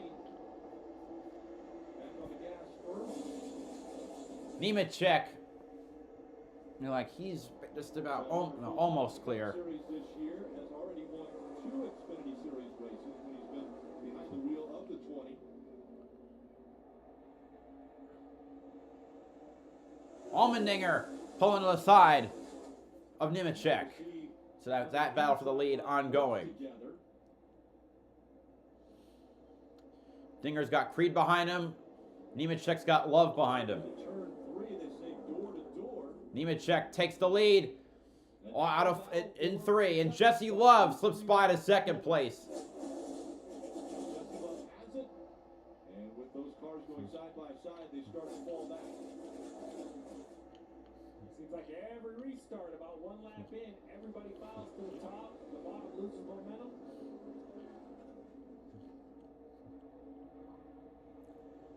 Some I'm not sure wanted to be in the top, Jeff. It looks like they just slid there. Cars aren't as easy to. Oh! Yeah, Burton looked a little antsy there. But cars don't drive as easily as some guys hoped that they would have.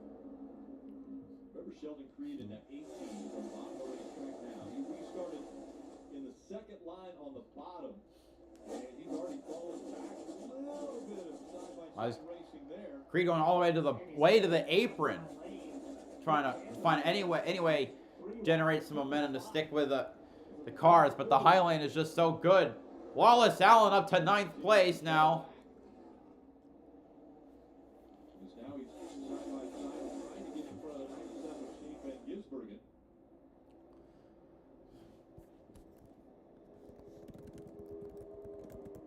Take a look at the Toyota driver update as we see Nemechek out in front. Taylor Gray running 4th.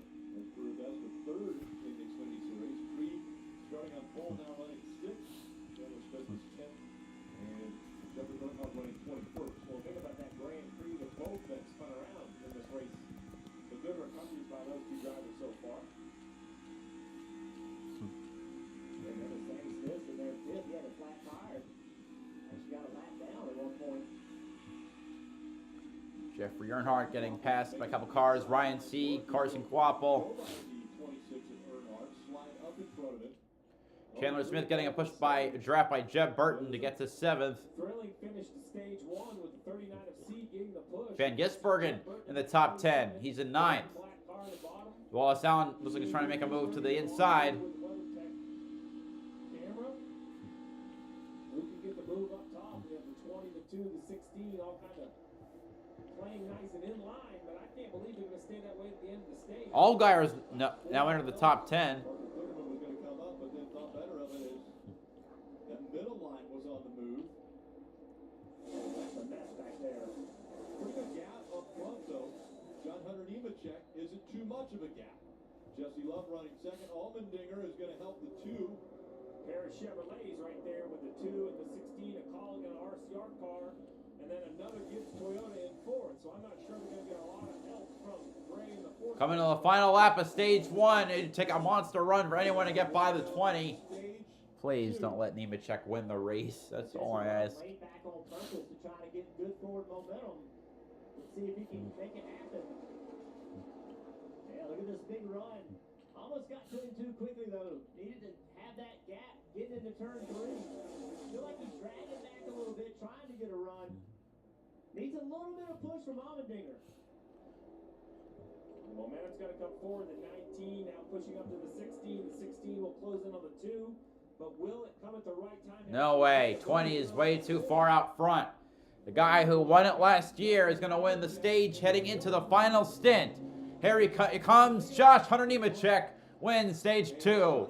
Jesse Love 2nd. AJ Allmendinger 3rd. Taylor Gray 4th. Sammy Smith 5th. Chandler Smith 6th. Justin Allgaier in 7th. Sheldon Creed 8th. Jeb Burton 9th. And Anthony Alfredo in 10th. Gray, Sammy Smith, Chandler Smith. Allgaier, Creed, Burton, and Alfredo are the top 10. A few cautions in stage 2. Well, those being the 98 of Riley Herbst. But in the end, it's John Hunter Nemechek getting the green and white checkers. We're about halfway through the race, just under halfway. IndyCar starts in about an hour.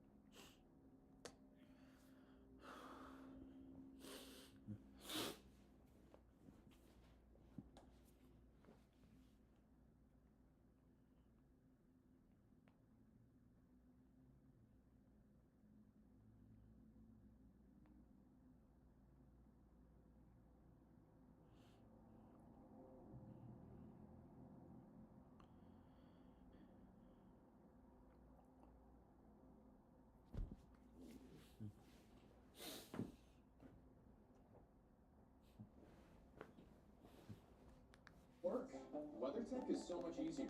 Laser measured floor liners up here, seat protector and cargo liner back there. Nice. Out here, side window deflectors, and mud flaps, and the bump step to keep the bumper dent free. Cool. It's the best protection for your vehicle, new or pre-owned. Great. But where do I order? WeatherTech.com.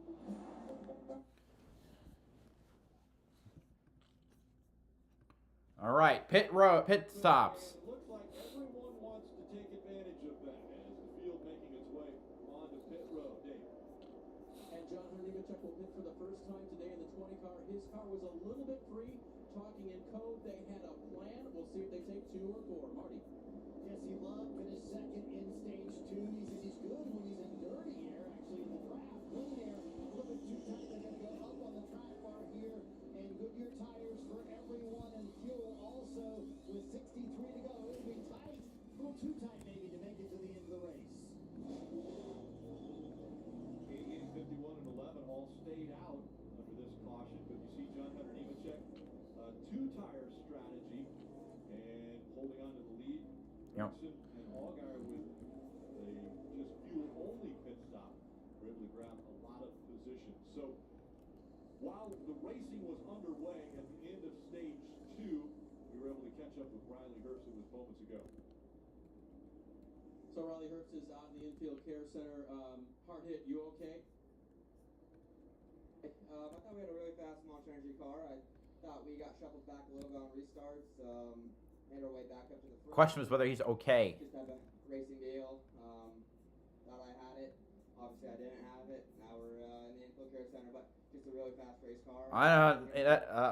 He doesn't sound like he's all there, which is concerning. Racing a little bit, but yeah, looking forward to next week at Daytona, and we'll go from there. You and I talked pre-race. You're locked into the playoffs. Were you any more aggressive today, just knowing that you had that in the hand? I would like to say so a little bit. I mean, it's just a huge weight off your back, right? You can take bigger risks. You can take yourself in positions where you wouldn't normally do it. So, yeah, I probably put myself in a position looking back on it I probably should have got out of. But I thought I was clear. I wasn't clear. And, yeah, bummer deal.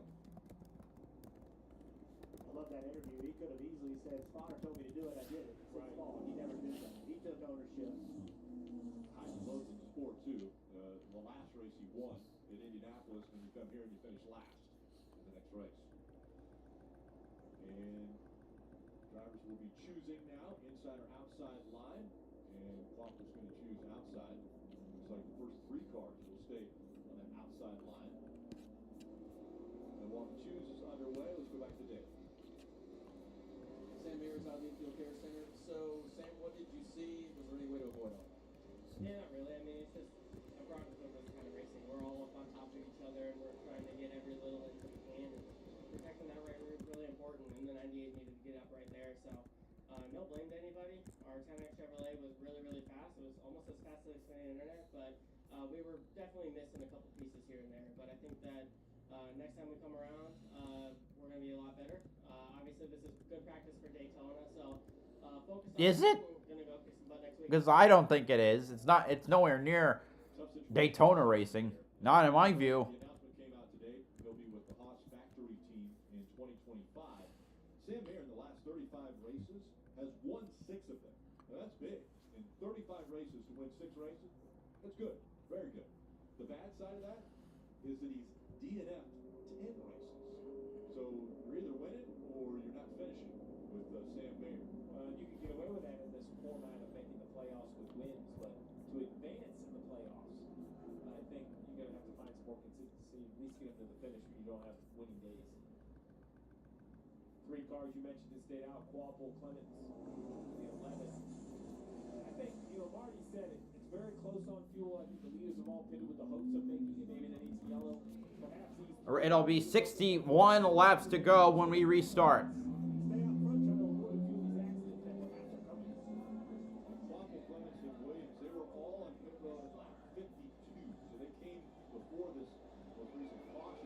Here we go. Green again at Michigan.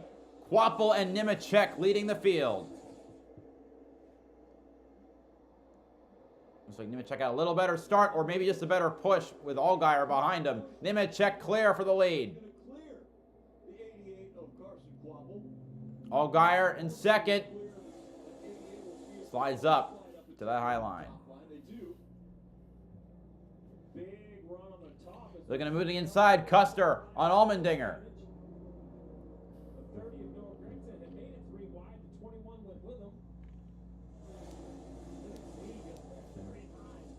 Wow, look at that. He's got like 5 rows right there. I don't know if it's going to work out for him. Yeah, there he is on the bottom. Got a lot of guys pushing him. He's going to need every one of them. No one else is joining that lane, though. Oh, no, we got a wreck! Jeb Burton, Daniel Dye, and another car that's hard into the wall, Wallace Allen. Well, there goes that good day. There's the 10 of Daniel Dye sliding down the racetrack now. Wallace 15, yep, Wallace Allen. You make it fluid, you can just stop. We got flames coming out from behind the 15.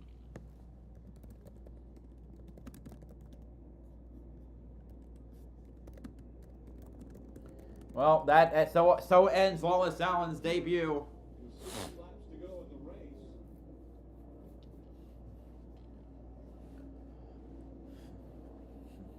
Looks like we just got loose underneath them. Bottom of 3.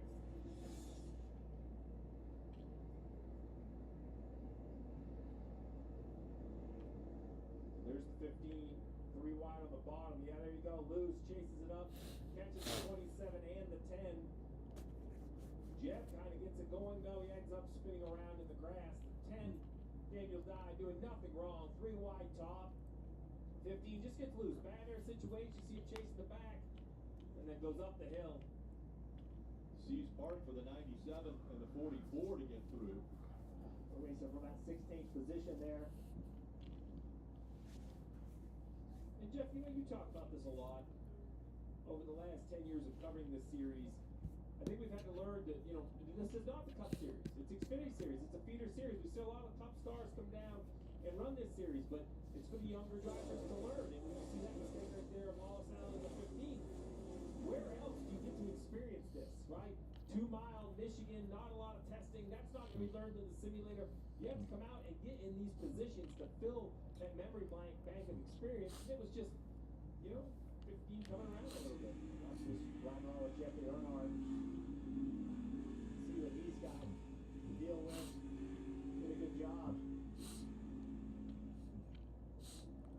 Yeah, Wallace, his most of his experience is in the truck series, right? And they can run on large racetracks, but the cars are completely different than the trucks, and the way they behave. And you're right. There's only one way to learn.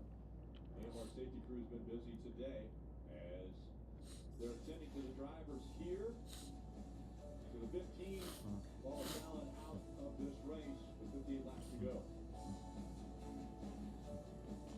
This is the temper.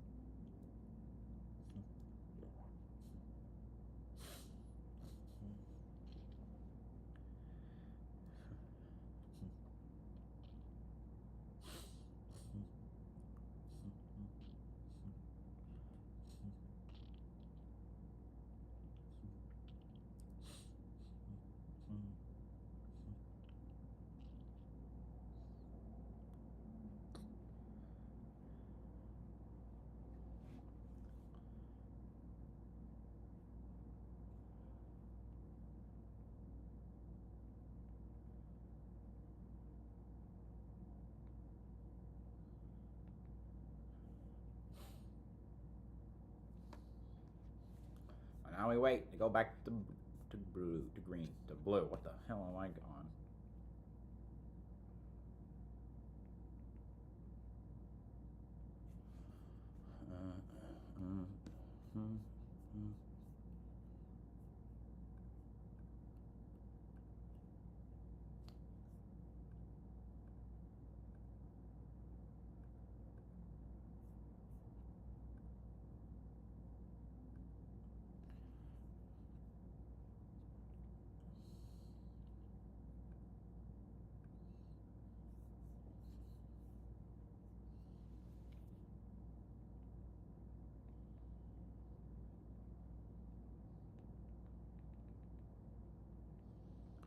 All right, we're still not ready to go back to.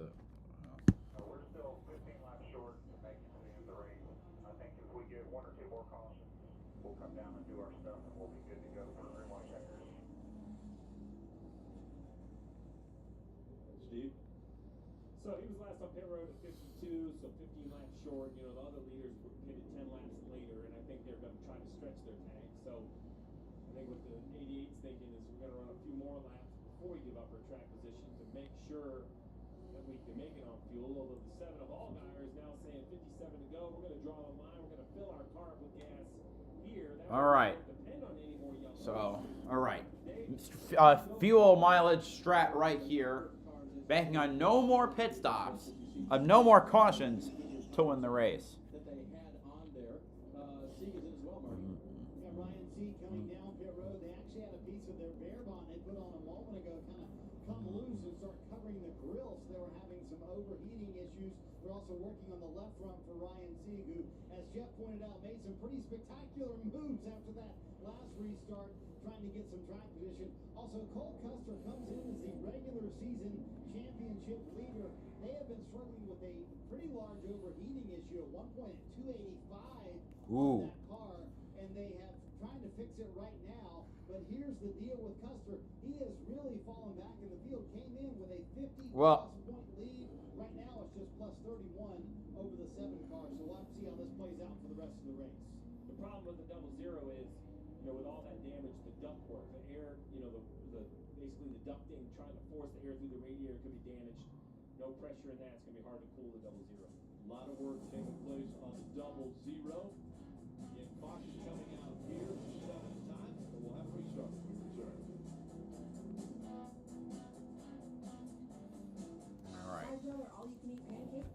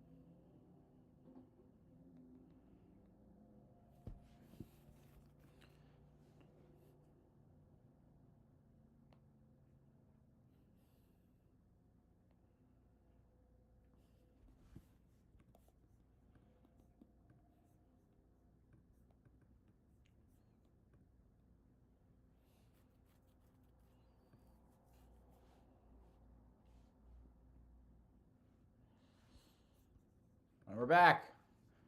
Of course, IndyCar on CNBC.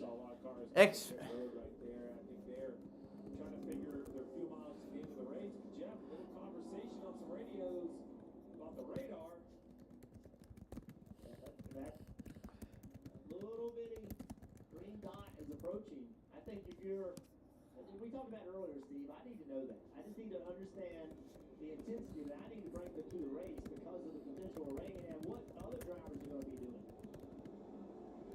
54 laps. A lot of people are saying the sun is shining. You see the shadows. Well, that's why we showed you the radar. The possibility is still out. Here we go again. We're green at Michigan, and I'm gonna have to. All right, we got 54 laps to go. Nemechek, Sammy Smith, the 2 leaders. Quapple, Gregson in the 2nd row. Gotta see some clouds in the distance. Sammy Smith trying to stay with the 20.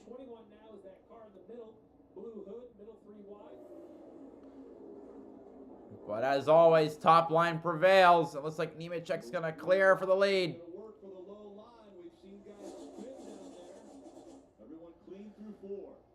Carson Quapple by to 2nd place.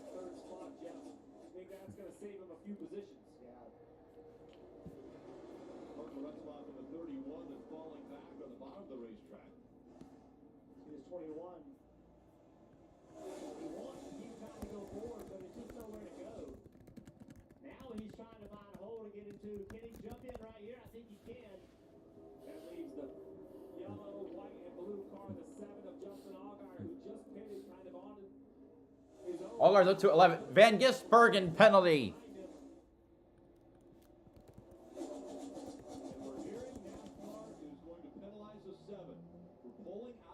And Allgaier.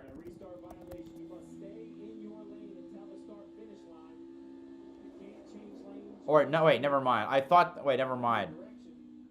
Just SVG, I guess. I think I made a mistake. I thought they said the 7. I think they said the 97.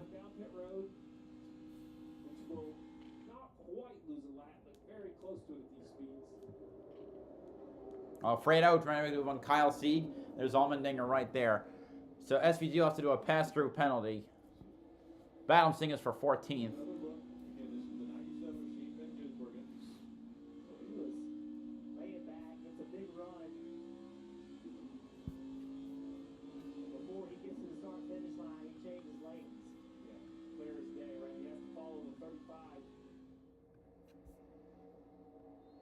Another rule you have to just make sure that you're aware of, and that's what SVG has continued to do, is just learn as much as he can about this racing. All in line here as Nemechek in front of Carson Quapple. Back up through the gears goes to 97. Chandler Smith around again around Noah Gregson. This is for 4th place. Cole Custer and Brennan Poole on pit road.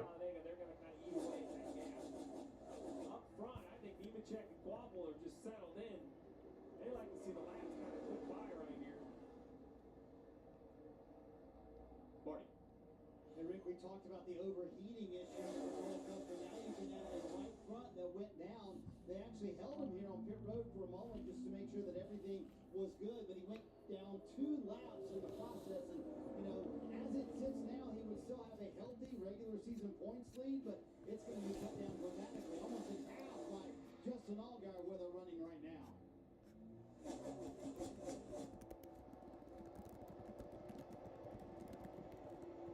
That damage, you can tape it up all you want. It's just, you know, hard to keep it structured at speed with the air pressure pushing on it.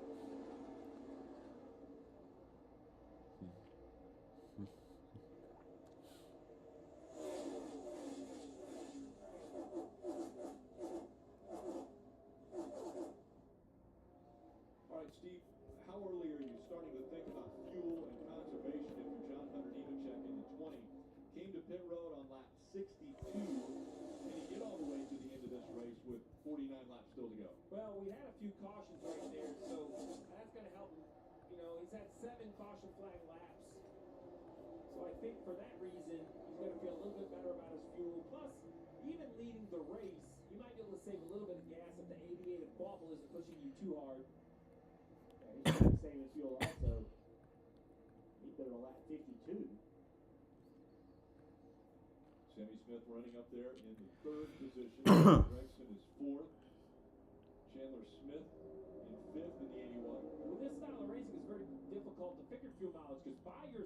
55 laps, pushing the air, you're kind of pushing the air all on your own. In the draft, you can get all the way up to maybe 60 laps. All right, so they're looking at a 63-lap run here. The finish, those 7 cautions should get him close, but he is leading the race. It's just such a huge window of these fuel mileage races when you start to talk about reduced power and getting the aid of the draft. And again, a reminder, at the top of the hour, at 6 o'clock, the NTT IndyCar Series race from Worldwide Technology Raceway in St. Louis will begin on CNBC. And at the conclusion of the Xfinity Series race, we will join on USA Network. That race, again, the NTT IndyCar Series will begin on CNBC at 6 o'clock. You would think this front group, about 8 cars, they would just check out. Just drive away from this chaos behind them. That's what you want right now, is just to stay single file. Let's listen in to John Hunter Nemechek's radio. All we can do to creep the pace down without letting deviate by everyone's trying to save. All right, so what they want him to do is to try to stack the field up. To your point, Jeff, you would think they would drive away, but I don't think John Hunter has the fuel to do it. So currently, these 8 cars are faster than the field. So there's pace to give up as we take a look at first and second place telemetry on the right side of your screen. Now, Carson Quabble, I don't believe he thinks he can make it. Last on pit run lap 52, so he has probably no interest in trying to save gap. You watch the 20th telemetry, though, 5 green dots, wide open throttle, kind of all the way around the place, Dave. Steve, I don't know if Carson can make it either, but they're encouraging to roll in, roll out of the throttle, take it very easy. So they at least want to give themselves as many options as they can as this race winds down. Remember, he's a 21-year-old, hasn't run a lot of Xfinity Series races. This is something new to him. He's been good at everything else he's tried so far, so maybe fuel save as well. Multiple Cars Tour championships, and the son of truck series Quapple. Travis Quapple. Trying to do a run of excellent part-time starts. He finished second at Dover back in April, the end of April. So tell us about this corn. I would not put this win off. I would not put this win off the table for the young driver, the 88. About 2/3 of the way through the race. Butter, bam, it goes right really cute. The Empire Bar, like, remember this, like a blessing on the corn. Donut shops, how far from here? No eyebrows? Think about how light it'll feel in the summer. You gotta run 11,000 more neighborhoods to go. Ding dong. Homes.com. If you're in a sort of summer heat, let it rain. We're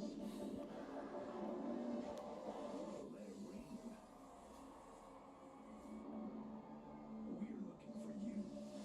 Join us at Toyota Racing. Y'all gon' make me lose my mind. Up in here, up in here. Y'all gon' make me go all out. Up in here. All you can eat riblet, shrimp, and boneless wings. $15.99 all day, every day at Applebee's. You know, when I take the bike out like this, all my stresses just melt away. I hear that. This bad boy can fix anything. Yeah, tough day at work. Nice cruiser sorts you right out. When I'm riding, I'm not even thinking about that painful cavity. Oh, you shouldn't ignore And that. every time I get stressed about having to pay my bills, I just hop on the bike, man. Oh, come on, man. You gotta pay your bills. You don't have to worry about anything when you're protected by America's #1 motorcycle insurer. Well, you definitely do. Those things aren't related, so. Oh, that is a vibrating pain. Watkins Glen has always been that perfect blend of beauty and of beast. A blend of fast and not so fast. This year, the playoffs come to the Glen. There is a lot on the line. A perfect blend of drama and history, of twists, turns, of thrills and chills. A perfect racing experience for the whole family. NASCAR playoffs weekend at Watkins Glen. Carson Quapple is going to inch in a little there. He's going to try and make a move.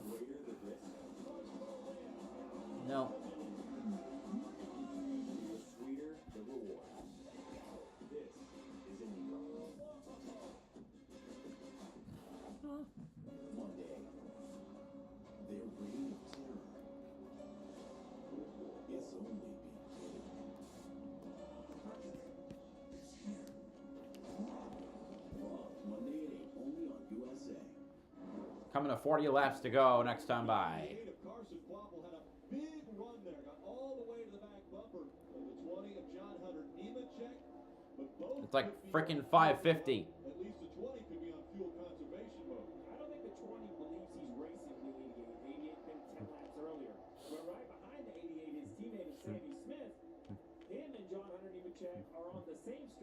first car with the most fuel is a 7 of Allgaier. He's back in 10th position. He pitted 7 laps after the leaders. He's trying to get around Jesse Love. Here comes Quabo to the inside. Just as we say that, will Carson Quabo get it? Yes, it looks like he is going to, but these passes have been tough. Dives to the inside. He's clear. Carson Quapple leads at Michigan. And this makes more sense. If the 20 is going to try to connect to the end of this race, second in line to a car that's inferior on fuel is the place to be. Now the 8 is racing for position. The 88 in front, he's now your best friend, trying to break the air, trying to save the gas. I bet if we go back to the 20's telemetry, we're going to see him out of the gas some now. Right now with that draft, he can manage some part throttle. Dave. So best fuel position right now is Justin Allgaier, or highest fuel position, I should say, good position, is Allgaier in 9th. He restarted 14th. This was his dictate from his crew chief. So update, you're going to be good by 1 lap, the others are not. You're going to go as hard as you can and force them out of fuel, okay? As hard as you can, and I'll let you know if you need to save any. And so that is what Very aggressive strategy by the 7 for a team that is just enough fuel to make it the whole way. Kind of need some partners, but if Austin Hill in front of him is saving fuel the way his teammate Jesse Love. Chandler Smith trying to work up to 3rd, side by side with Sammy Smith. He got by Gregson. Here comes Sheldon Creed. He led at the start of the race, had the pole, spun early, and he's getting back into the swing of things. And now that with those cars side by side, that's going to create a big draft, and you should be able to catch this pack. And that's great instruction from Jim Pullman on top of the 7-box. Jeff, you always say you want to know what the plan is, what's going on.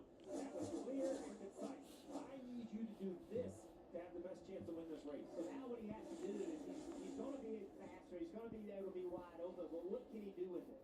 Is there going to be a gap so when he turns underneath somebody or goes on the outside of him, there's a place for him to go? In this situation, he's going to take this spot easily. Maybe 2. Those 2 ran side by side. We'll see. That last lap, Rick, he ran a 41.40. That is 0.7 of a second faster than the leaders. So the leaders are for sure in a fuel conservation plan. But now they're side by side, and they actually did not clear him. Back to the outside. Cannot get him. So that was a lack of not being able to get that one spot. He needs to be able to get up to this front group, to be able to push them, to make them go full throttle, try to get the lead, and then that will force them. This has this feel of like a mid-90s Daytona summer race. You know, everybody would talk about what this race looks like. That's what it looks like to me, Dale. Just, 8, 9, 10 cars in a gap. These are the ones where you're kind of wide open, but handling still matters. So I'm not sure we'll get a caution with 36 to go, which makes this strategy even more important. Yeah, and it's gotten spread out, right? Everybody throughout the entire field is spread out. So it's harder to get that caution. You can see Allgaier's doing everything in his power to. It's going to take him forever to get a spot. He knows that. And so does John Hunter Nemechek leading this race. He's trying to push the pace. Yeah, so a pack going from 2nd to 9th, basically. Nemechek heading it. It's going to make it even more difficult. You're kind of trying to time the accordion. You're hoping you catch them backing up to save gas. There you go. Now he's got to the outside of the 19. He's going to push the 30. That's another spot. Push the 30 past. Allgaier doing a really nice job with this plan. Allgaier up to 7th. So now he's got All right. He's passed, Allgaier passed Taylor Gray, working on Gregson. This is one car at a time. Quapple's now 2 seconds ahead of this pack that Nemechek is heading and has backed up. It's just, can he continue to methodically pick off one car after the next? And he tries to get around the 30 here. He's going to clear that 30 easily. But the four in front, they're packed up closer together. So how is he going to get by these guys unless he can get on the outside? There's nowhere for him to go. If he drove underneath the 18, 18's right behind the 8. Can he side draft the 18 and pull him back? Well, now he's going to open up that outside line. So now the 7 has the outside line. It gets by Greg. No, you have the 6th. The guys at the end of the pack, because they're struggling to stay with the front pack, there's more space. And again, a reminder, if you're tuning in for the NTT IndyCar Series race at 6 o'clock, top of the start on CNBC. So a reminder, the IndyCar race will begin on CNBC, and USA Network will join that race coverage at the conclusion of this Xfinity Series race. So here's the other thing. If our guy tries to go on the bottom and he doesn't clear him, all of those guys are going to jump on the outside. Then all the work that he's done is gone. So he cannot afford to make that mistake. I agree. I like what he's looking at right there. Let the 18 look close back into his right rear quarter panel. That's a much safer pass if it's unsuccessful. Now the 18 kind of goes up. Will he push the 18? The pack's going by the lapped car of Kyle Weatherman. Side in front of him, he can just follow whichever lane he thinks he moves through, and he's going to be plus at least one position. But either way, I feel like he's forcing, the 18 to run more throttle than he wants to. There goes the 18. He looks to the inside. Sheldon Creed by Sammy Smith for 4th. The 18's going to complete the pass. Yeah, so Allgaier's too smart to try to go with him right there because it wouldn't have worked. And he would have been stuck on the inside, and the group behind him would have caught him. So he would have liked to take that spot, but SVG did go a lap down as a result of his penalty. the 18, the only way he made that pass is to be full throttle. So he is pushing his car. Again, John Hunter Nemechek, last fitted on 62. Absolutely. He's got that 8 now. Got to the right side, and he gets right back in line. So the 7 has cleared. And again, Carson Quapple is leading this race. He has a 2.5-second lead over John Hunter Nemechek, but he was last on pit road at lap 52, so he has... Allgaier trying to get by Creed. He also got, because he also got by Sammy Smith. 17 laps less than the 7, Justin Allgaier. The next guy on the strategy of Allgaier is Allmendinger back in 11th position.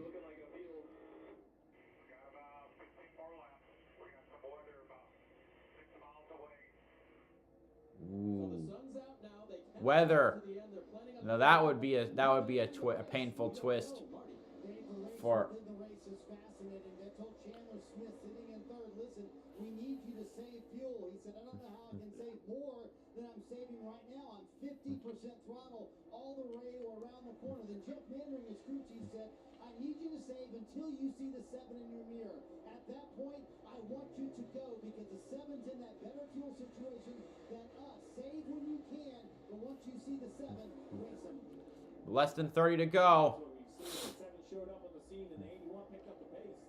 Well, the 3 Joe Gibbs cars, they haven't been willing to pass each other. They have been stacked up multiple times getting in the corner. Sheldon Creed, Lee's looking for a move on Chandler Smith. He's going to try to pull the 81 back with a little side drafting. He moves. He's going to make that position, and now Chandler Smith has Allgaier in his mirror. Moves up to the 3rd spot. Again, Nemechek running 2nd. And out in front of this group is Carson Quapple. Look, Quapple, I love this play. Rain is close. If you get rain for 4 or 5 minutes, Hit for fuel. time to get it going again. So you're this far in, keep going. So let's see which drivers are on the... Or yeah, you just hope that you can take the checkered flag. Jeff Burton gained 15 Because spots. if you hit, he's going all the way to the back. We're seeing a little push there from Sammy Smith. Well, Sammy Smith is Justin Allgaier's best friend because the 7 got high, looked to the outside of the 81 off 2, and had to either chop the throttle or touch the gas, lost momentum, and to his rescue came his teammate. And unfortunately, there's no one behind Sammy Smith, so Sammy Smith can afford to help him. So the numbers don't work out for the 88 of Quapple unless rain stops this race. And then Mother Nature is Carson Quapple's best friend. Listen into the radio of John Hunter Nemechek.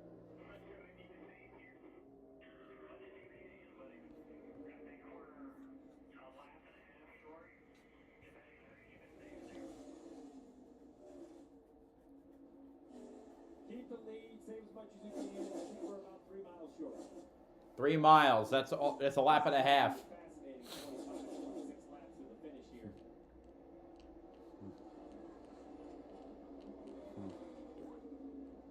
Again, just a couple minutes away from the start of the NTT IndyCar Series race from Worldwide Technology Raceway.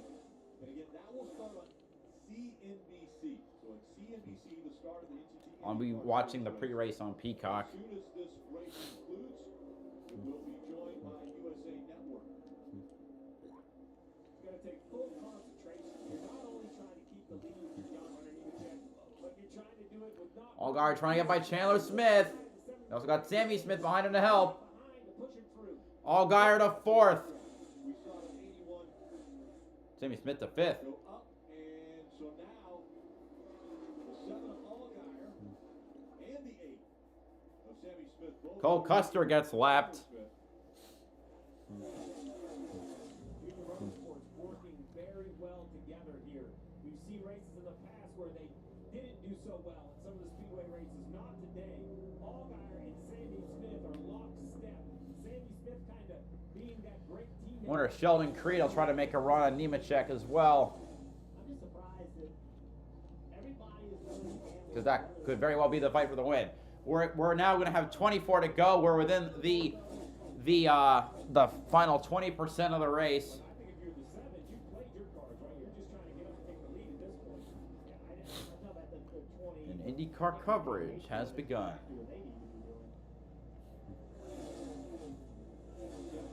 Well, The back of the 18 of Creed. And you see how much these guys have slowed down, right? Because Wobble made, he was pulled out with 2.5 second lead by himself. No dash or help whatsoever. Allgaier a little higher through the turn. We'll see if that momentum pays off. He comes down the front stretch. You know, but Allgaier just being there, Steve, it forces these Toyotas to use a little more fuel than they want to. If not, he would just easily pass them. I like this move. This is what the 7's been doing, kind of run that higher lane. This is going to be way harder because it is 2 Toyotas, right? So he's going to have to try to split them up. Look at the points as they run. Allmendinger 100 above that cut. where is Ryan Sieg? 12th.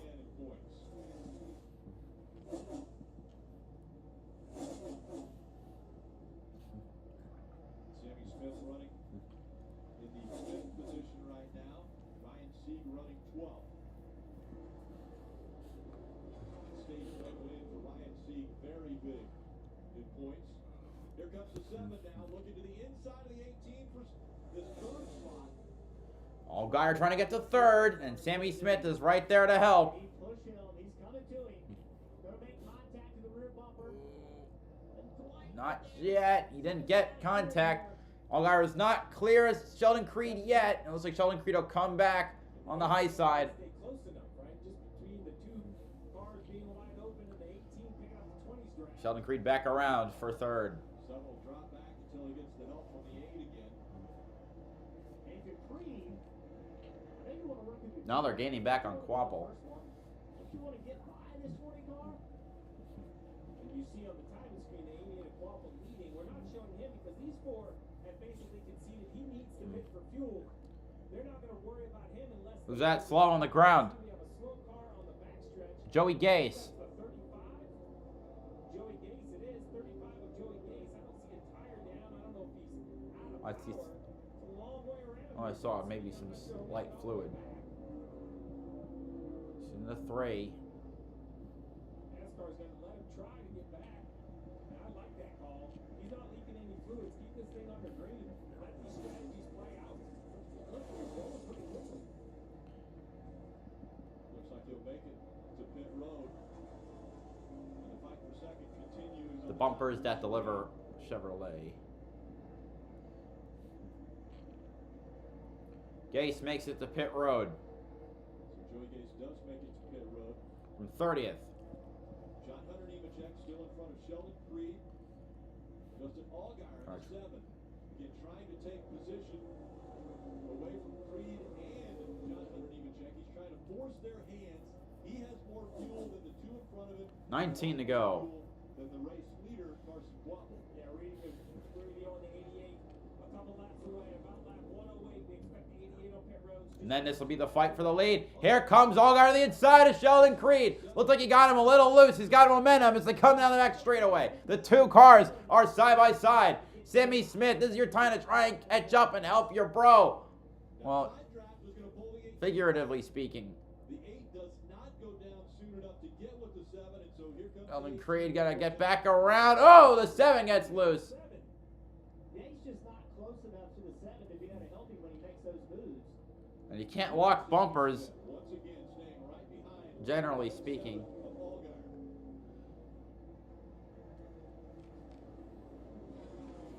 Sammy Smith on the same fuel situation as Nemechek and Creed.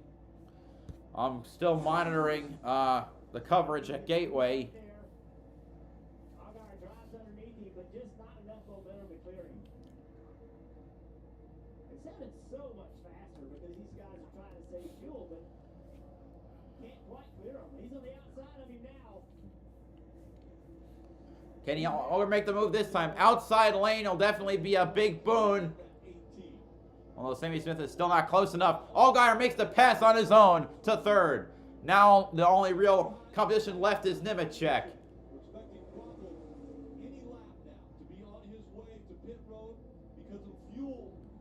Here comes Allgaier around the outside of the 20. Allgaier to P2. Allgaier in a position where if fuel comes into play, he's got the most of anybody around him. Two teammates, though, behind him. They're going to work together. And the 88 now on his way to pit road. Carson Quapple now on the pit road. His strategy not working the completion. Allgaier now leading the 88 on pit road, Dave. Car did not sputter. Carson did not say anything. They called him to pit road. They knew they couldn't make it to the end. They were just hoping the weather would get here first and end the race. That did not happen. Sammy Smith trying to work on Sheldon Creed. He's been helping Allgaier make the moves. Now he's got to make the moves himself. Or for himself. Jesse Love on pit road.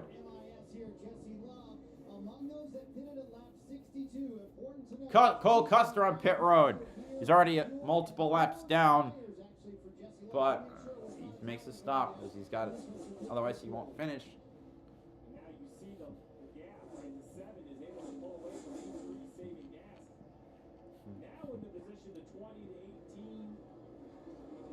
The 8, I think if they are short on fuel still, it's all about managing the fuel. Now that you've given up the lead, or the lead was taken away, you didn't really get it was taken away by the 7. It's Jim Pullman, crew chief of the 7. Just a great strategy call, putting more fuel on the 15 to go.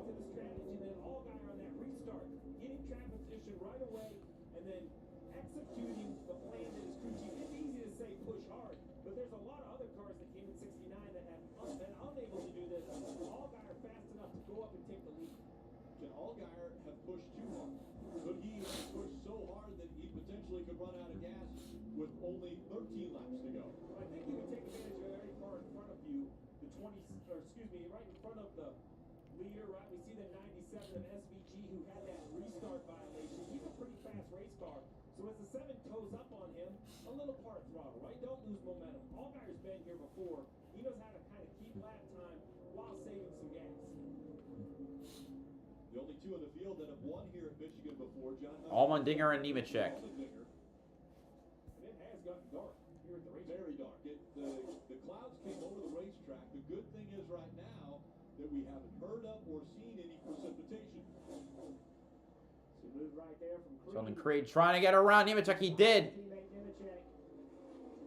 Sheldon Creed now P2. What would this be? His 11th runner-up finish now?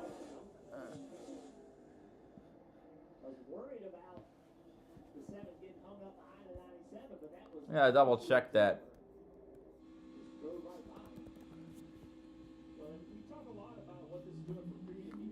One, 2, 3, 4, 5, 6, 7, 8, 9. This would be his 11th runner-up finish.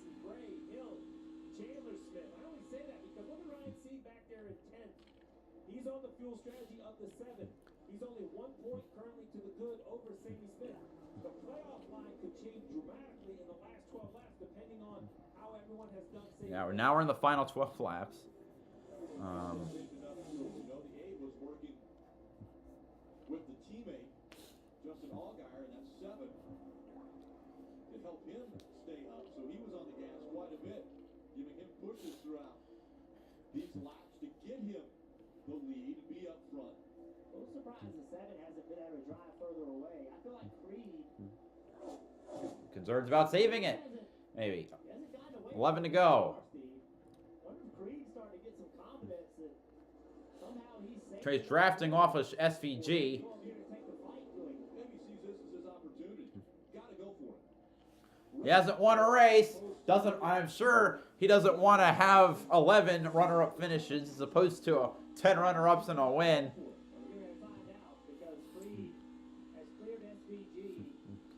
Now, Creed has 7 laps less fuel.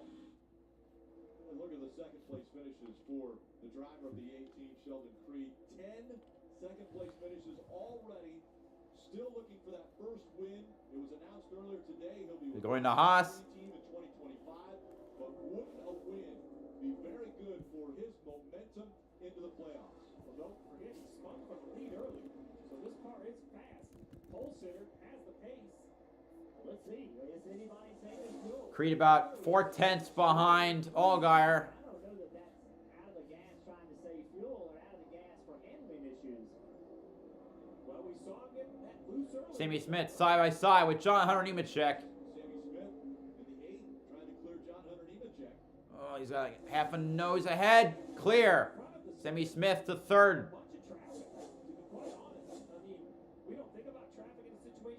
Caution. Car in the wall off of 2. Kyle Weatherman. So I'm going to turn this off and turn it back on because my indication is that my coverage is way behind.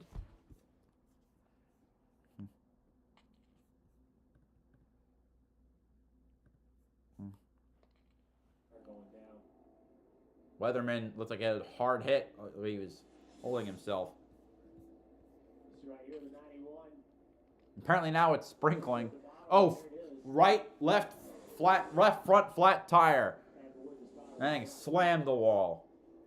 It was a huge hit. Man.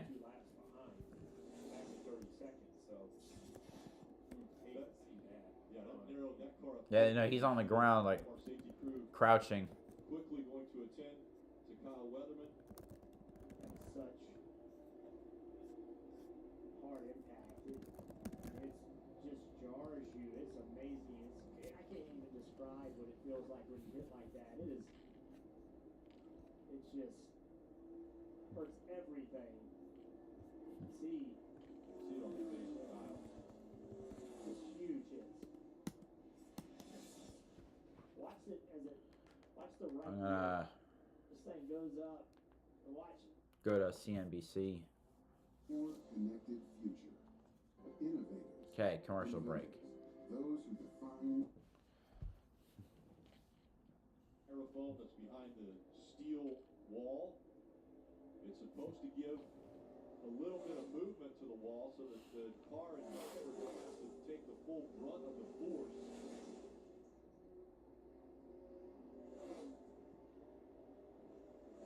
So much done for the safety of these race cars. But, you know, when you're going these speeds, there's no way to take the pain away from it. You know, to limit it, you can't eliminate it. Interesting situation here. Turning back to the leaders. 8 to go. Rain closing in. Dark clouds above the racetrack. Really, until we saw the car on the wall, I wondered if that was for rain, that caution. It really is that dark out. So now you would have to think that you see the racetrack right there. Little green spot almost right on top of it. I would imagine the guys. So it's a question. If we go red flag for rain, I'm ending the stream and switching to an Xfinity IndyCar one. I don't know how long it's going to take to get that car towed back in. They're gonna coming down to 7 to go. Right, if you're Sammy Smith, you talk about the point battle that he's in. Can he afford to stay out here and potentially run out of fuel? We're going to take a quick break and come back with a restart here at Michigan. Right now I'm getting my stuff ready just in case. No, that's not it. All right. See if I get all of them. Introducing Valvoline Restore and Protect.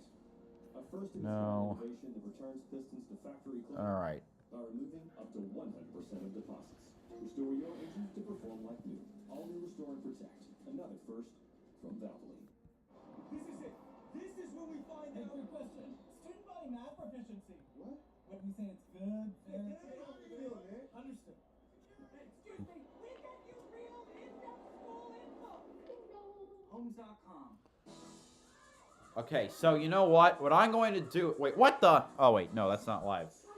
What I am going to do is I'm going to end this stream now and switch to an IndyCar Xfinity and switch fully to IndyCar, though I will comment on the end of the Xfinity... Well, let's see what happens. Nah, forget it. I'll stick with it. A little bit of sprinkles in the area as they are continuing to clean up the accident in turn number 2. Could rain cause this race to be short? Pit road is open. Will anyone come? I don't think the leaders. I think they've all made their strategy on fuel. The question Chandler is, Smith, will continue to see overtimes, or will the rain end? Ryan Sieg, Parker Kligerman. Chandler Smith, Ryan Sieg surprisingly coming to pit road. The Parker Kligerman party.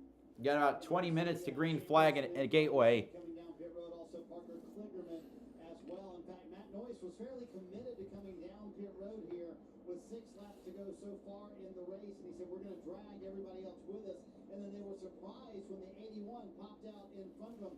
I think all of these cars are having trouble with handling. In fact, Chandler Smith in the middle of this run told Jeff Mandring, his crew chief, hey, if we get a caution, I want 4 tires. The handling completely gone for me. So we'll see how far back these guys restart. And if these fresh quick gears and certainly fuel to make it to the end, then even for an overtime is what they need to get track position. Rick, if we're lucky enough to mix this weather, multiple overtimes, they could be in great shape. Like, I don't know if I should switch or not. We haven't gotten to opening ceremonies yet at IndyCar. Or maybe we did? Okay, so you know, I'm going to make the decision now. I'm going to switch to my second stream, IndyCar, with we'll capture the finish of Xfinity as well as a side thing. But thanks to everyone who showed up. Join me in the stream that is starting right after this. BowserJrXD signing off for literally like a minute. Have a good one.